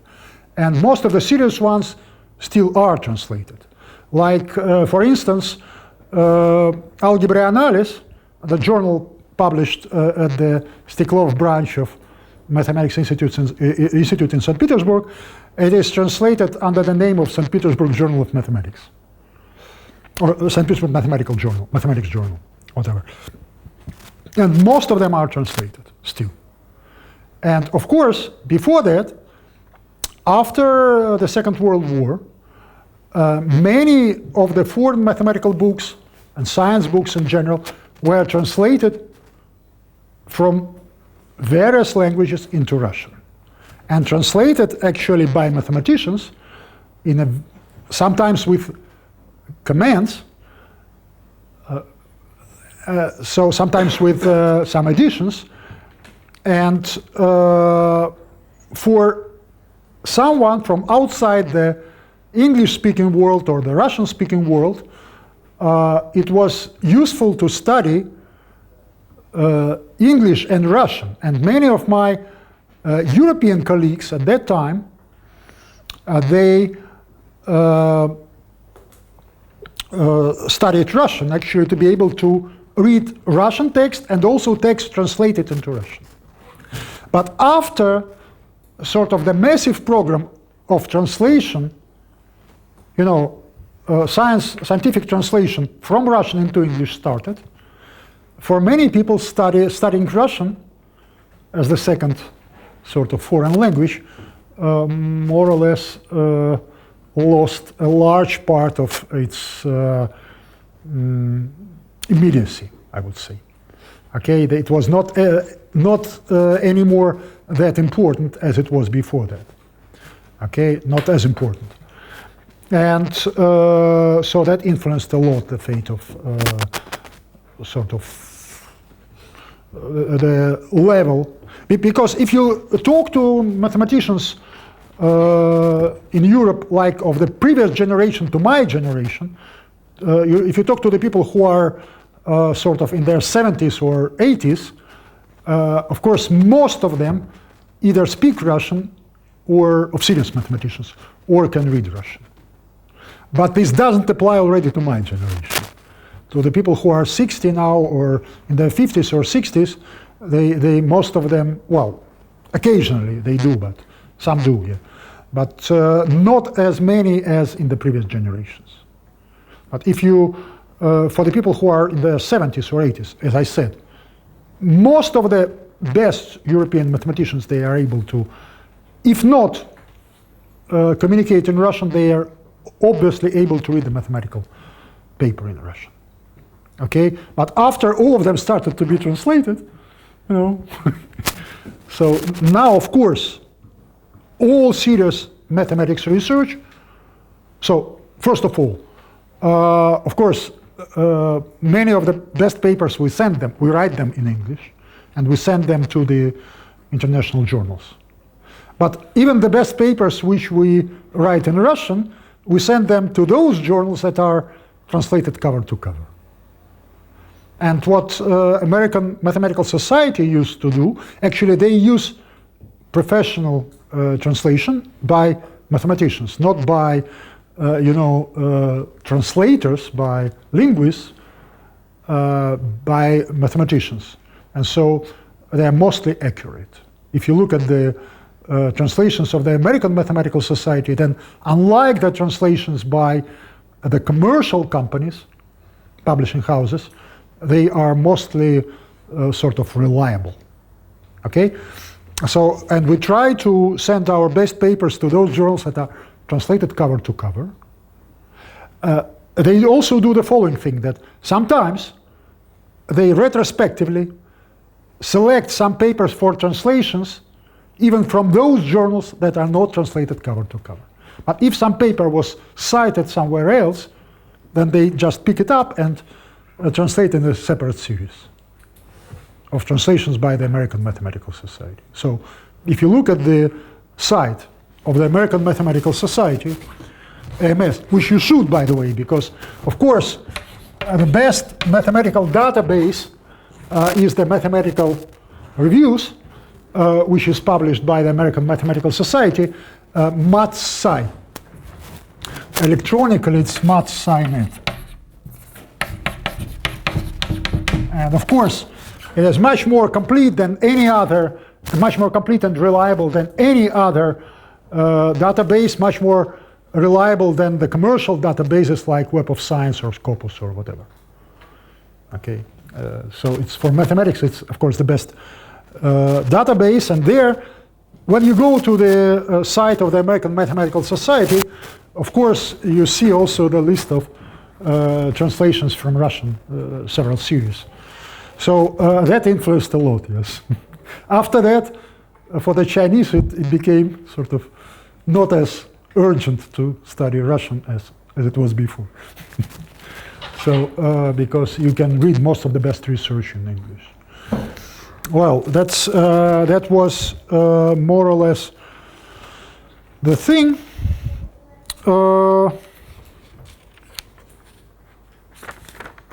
Okay. So now probably I will list you approximate sort of. I will just write you the contents of the book by Helmut Koch. Oh, here we were discussing also during the break, we were discussing how you pronounce and why you pronounce Dirichlet.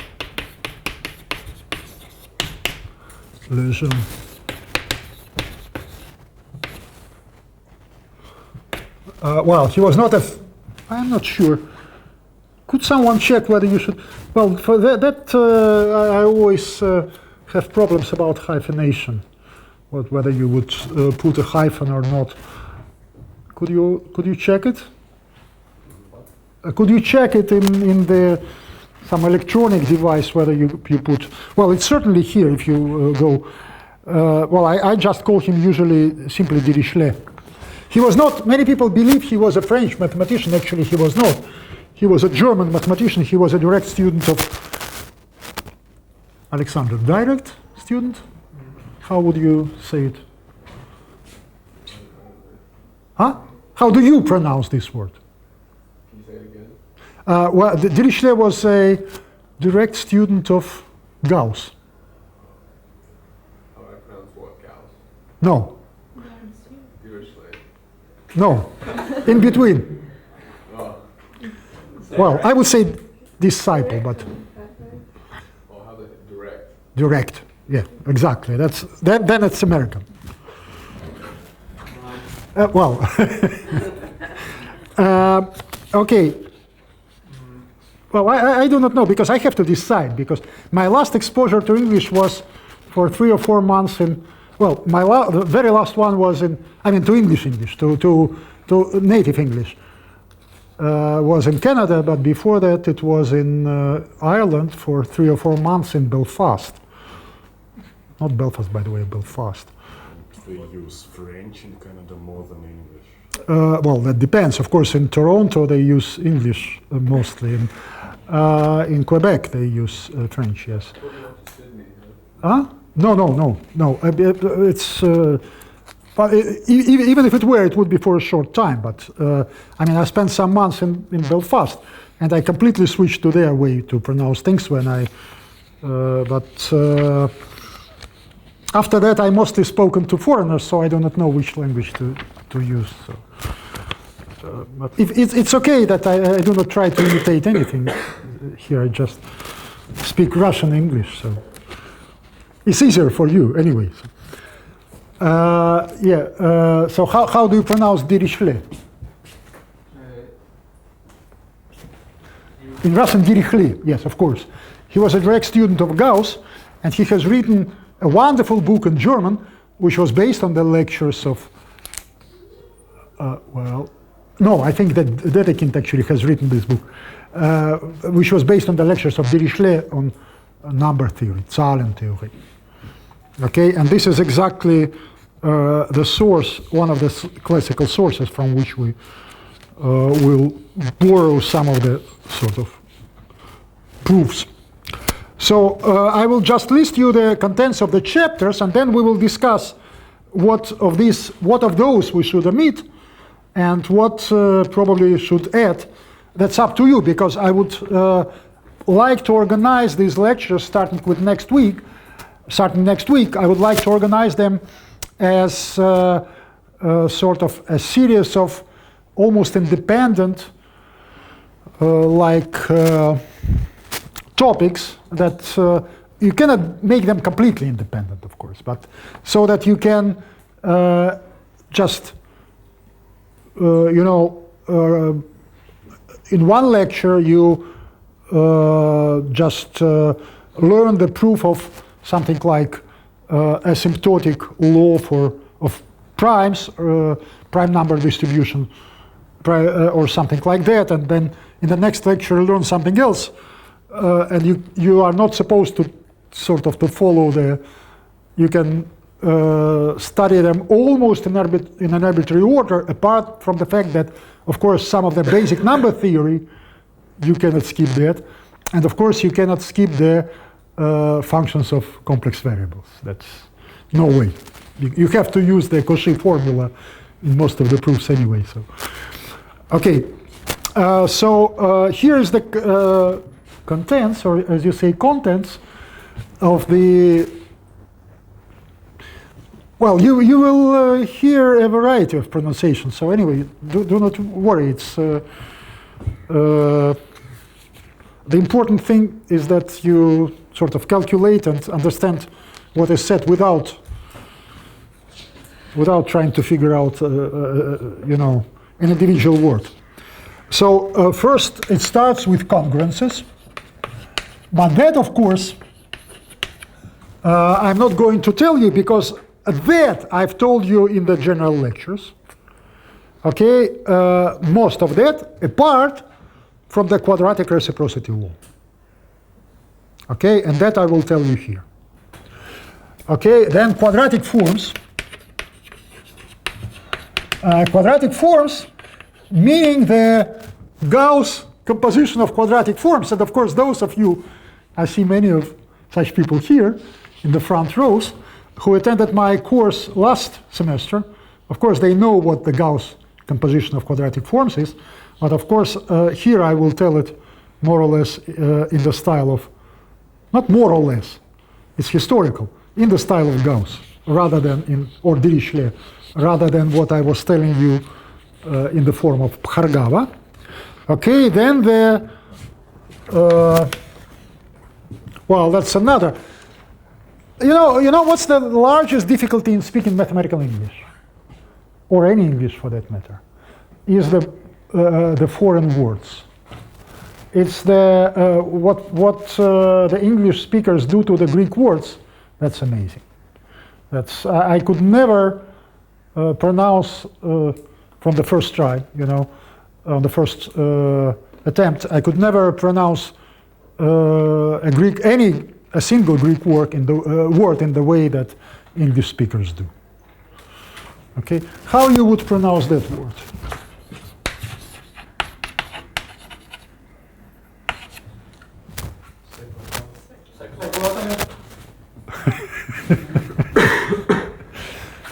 Well, I practiced dinosaur for 2 months, well, at least for 2 weeks.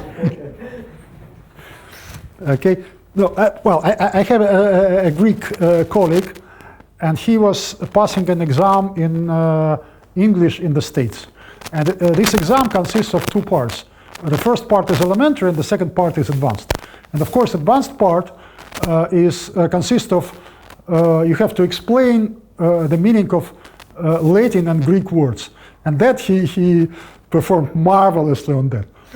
And his teachers of English, they were amazed because, well, how it was possible that someone whose English was almost non-existent got excellent grade on the second part of the exam, Well, anyway, so it's a division of the circle. It's the Greek word cyclotomia, which means division of the circle. Okay, and of course, that's, by the way, was how Gauss became a mathematician. You know the story? Well, of course, he was brilliant even as a boy.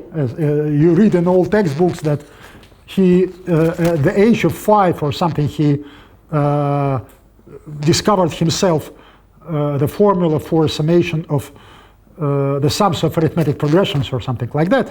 But anyway, when he was studying, as a young adolescente, as a teenager.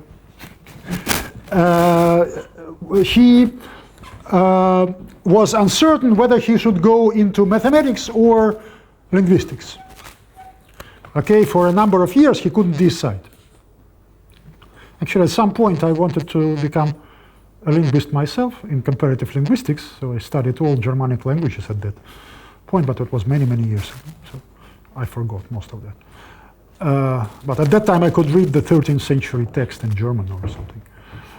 Well, probably I still can, but not the 10th century anymore. Gauss was still uncertain until he solved a classical problem of construction regular polygon with 17 edges. Okay, and at that point his fate was sealed and he became a mathematician. He discovered that was a famous classical problem from ancient Greece, whether you can construct which regular polygons you can construct with a compass and ruler. And Gauss has discovered a construction of a regular polygon with 17 vertices or 17 edges. And of course that was the starting point. The real explanation for that came after him.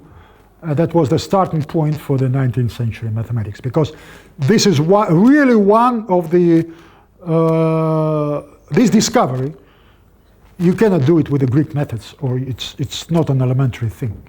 It is an element. There is an elementary sort of exposition of that, but it's a different world of mathematical ideas. So it really brings you to the world which was created for us by Abel and Galois.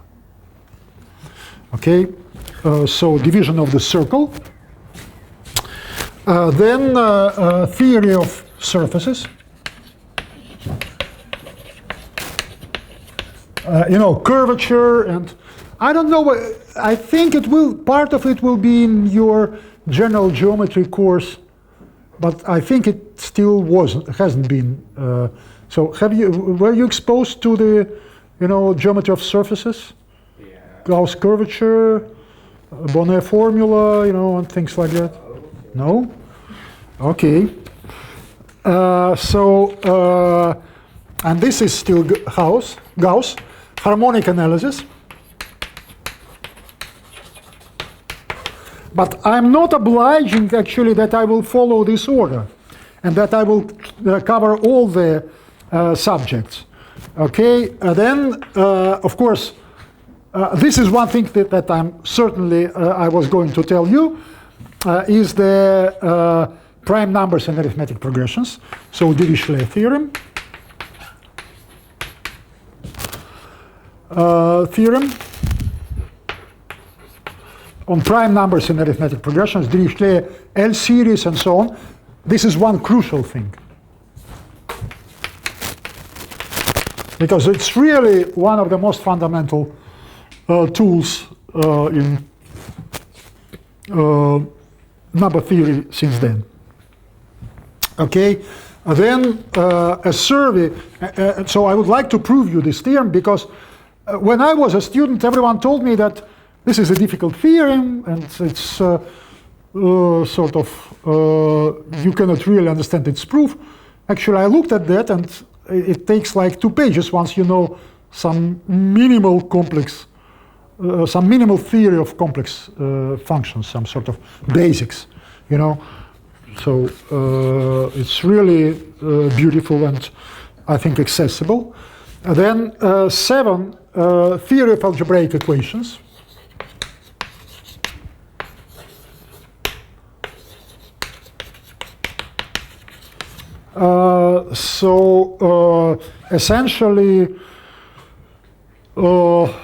Essentially some basics in the language of the period, some basics of Galois theory and of course the proof of Abel-Ruffili theorem.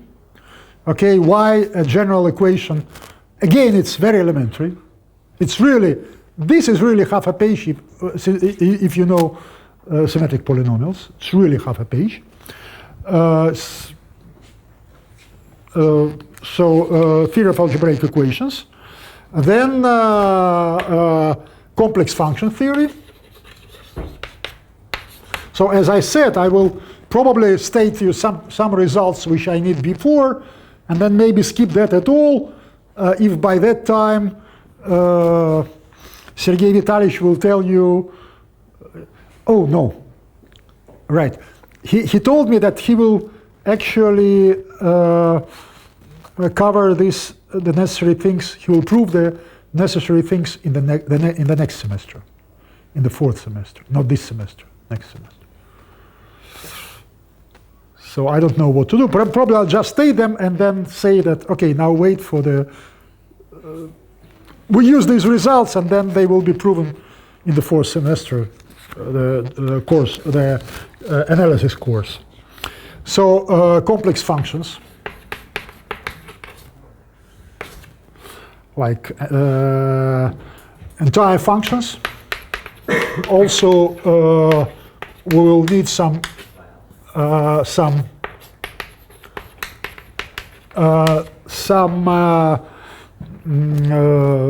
basics on that and prove some results maybe. By the way, that's another example where there are many such examples where it's difficult to back translate. So how you translate целый? Well, such things we will discuss. The terminology we will discuss. Like целое число, an integer. Yeah. А целая функция? Pardon? Whole number. Whoa. Right. That's how mathematical texts are usually translated. Number with holes. Like zero. No.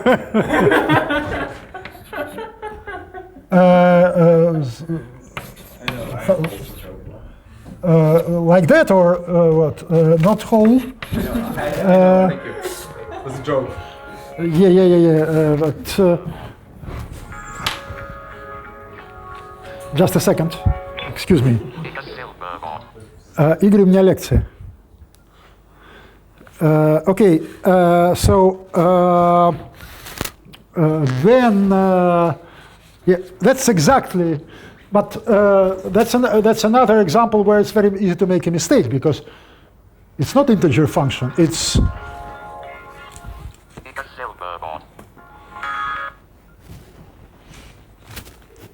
you can talk to him.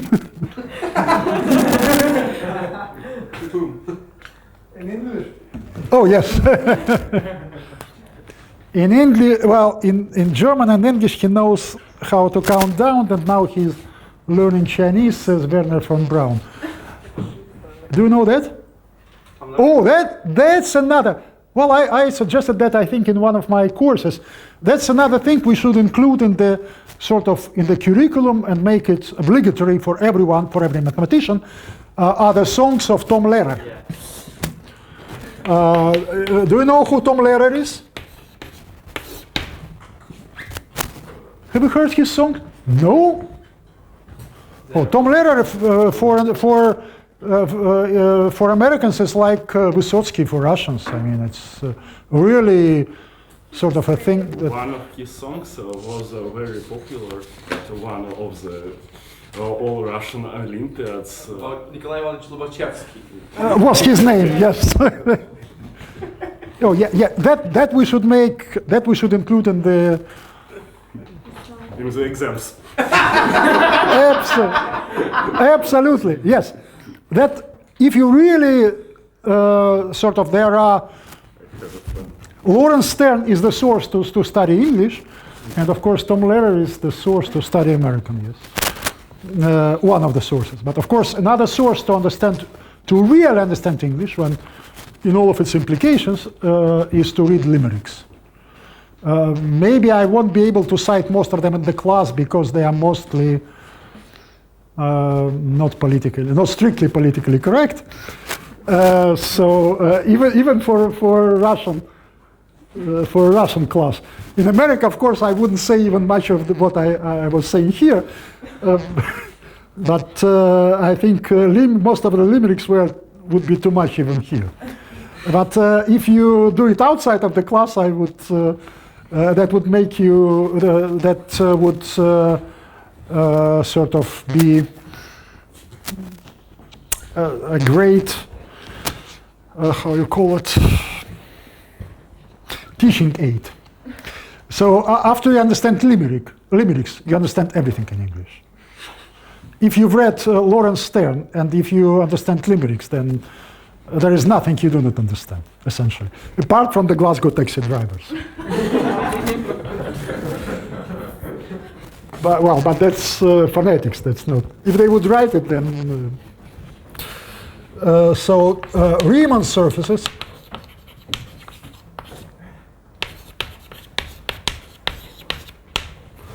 Okay, and then, I would call it Riemann-Roch theorem. Here it's called meromorphic differentials, but of course the key word is Riemann-Roch theorem.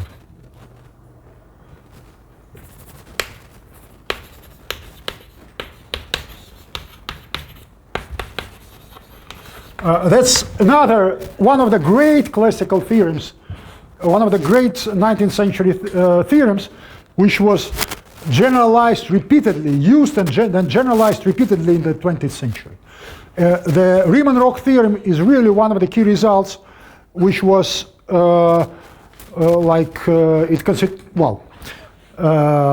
you can add many names to that theorem after that, but of course the most general form was which known today. There are forms due to Hirzebruch and Grothendieck and others, but of course the most general form known today was established in St. Petersburg by Panin and Smirnov. Okay, but so to understand their work in context, you have to know the classical thing. Okay, then of course the theorems of Abel and Jacobi.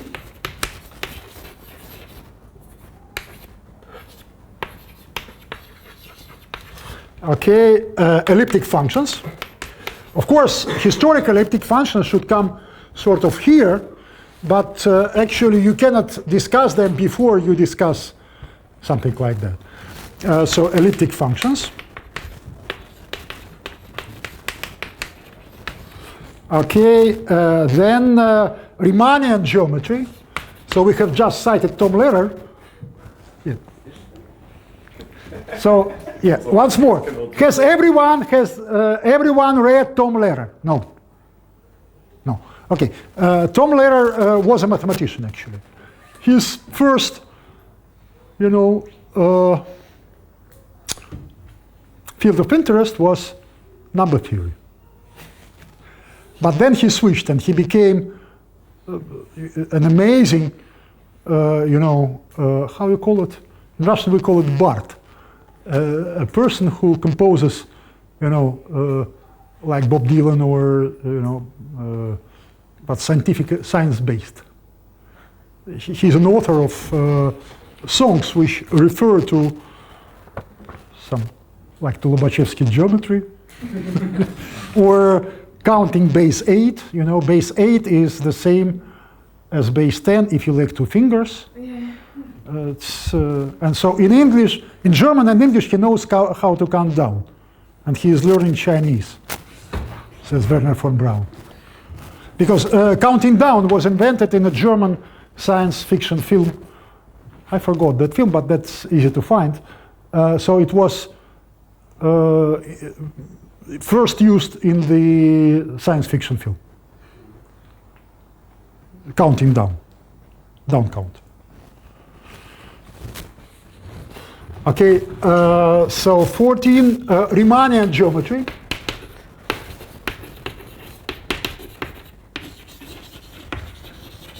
Again, there will be something in geometry, but maybe I will just give an overview so that it may be easier for you to understand its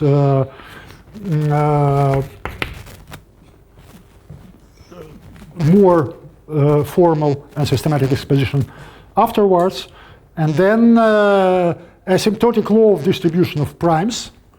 Distribution of primes. Again, an important, this is a subject that starts with Gauss. It was conjectured by Gauss when he was 17, the asymptotic law. And an important step was done by Chebyshev, actually, at this university. And then it was proven at the end of the 19th century by Adamar and Ballet-Poussin. So then algebraic number theory.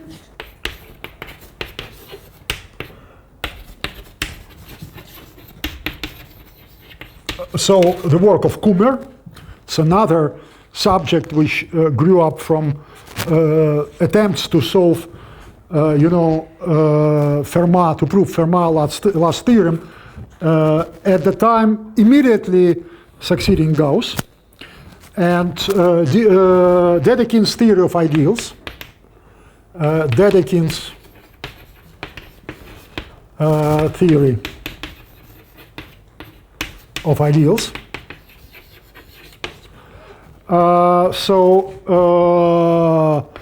The theory of fields.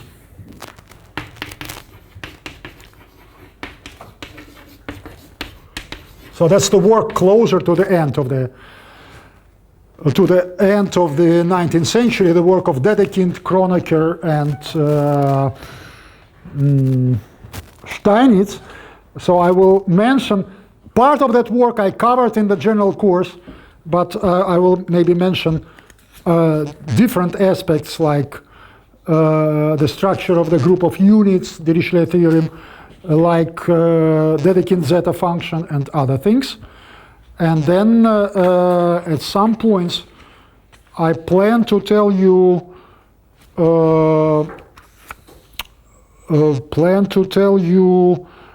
some results from the geometry of numbers, the modular forms,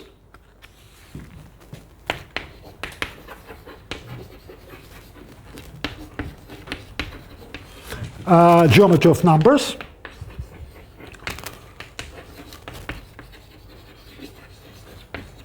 and then I do not commit myself, because here Koch also adds a chapter on combinatorial topology, but that would be mostly in your general course. And the idea of a Riemann surface, that's an option if we come to that point. And uniformization, I would be happy to do that. So maybe I will I would add a chapter, algebraic functions.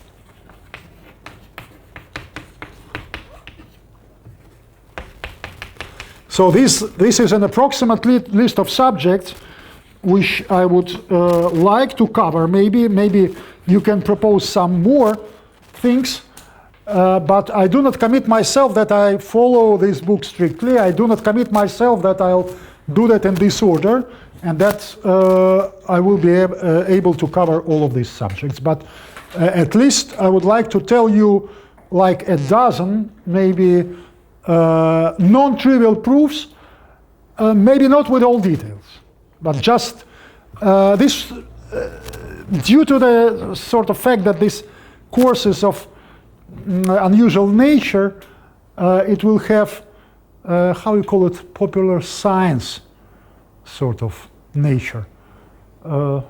Popular science? Научно-популярный. So you don't prove anything? No! Well, I do prove. What do you mean? Yeah, okay, so it's not maybe.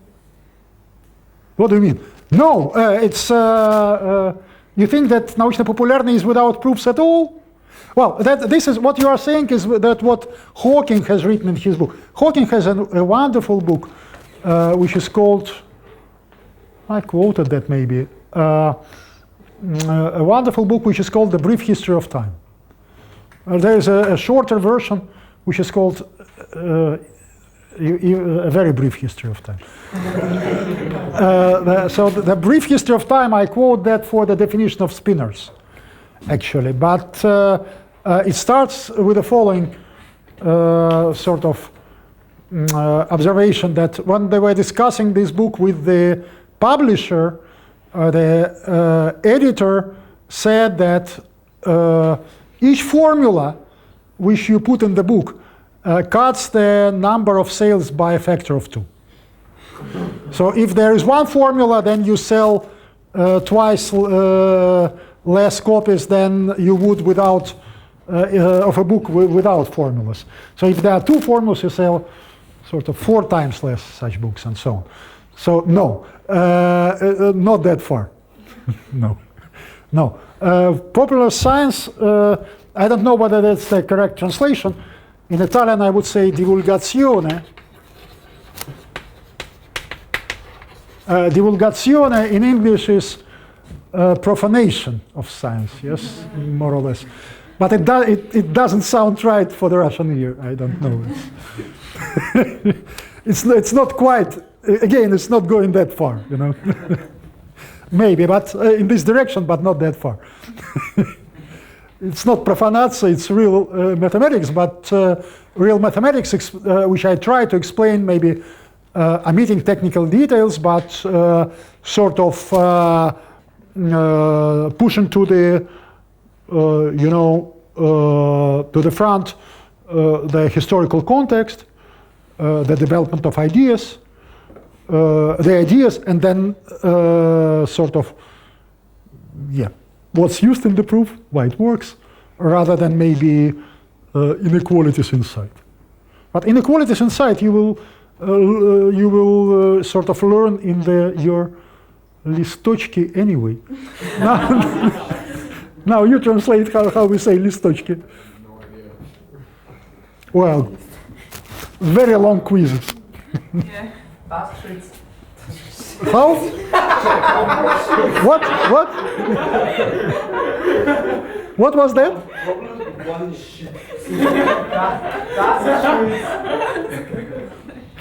Well, that's another occasion on. Yeah, you should clearly distinguish. Like, what would be the sheep?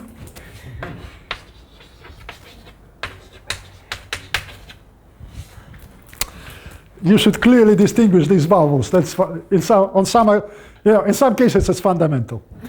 Okay, so yes, and this we start next week, and now we decide for the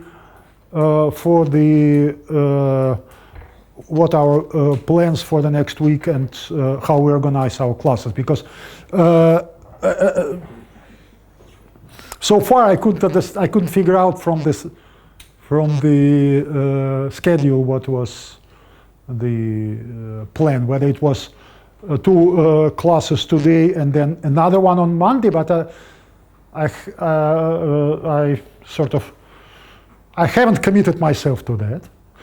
No, do you know the difference? Do you know the difference between involve and commit? Huh? No? What's the difference? Well, when you make bacon with eggs, the chicken was involved and the pig was committed. So I haven't committed myself, to the 6 hours of English each week, but and then we have to decide from which date when we should start really, in which form I should distribute the the talks for you. Probably I could decide that by the next weekend.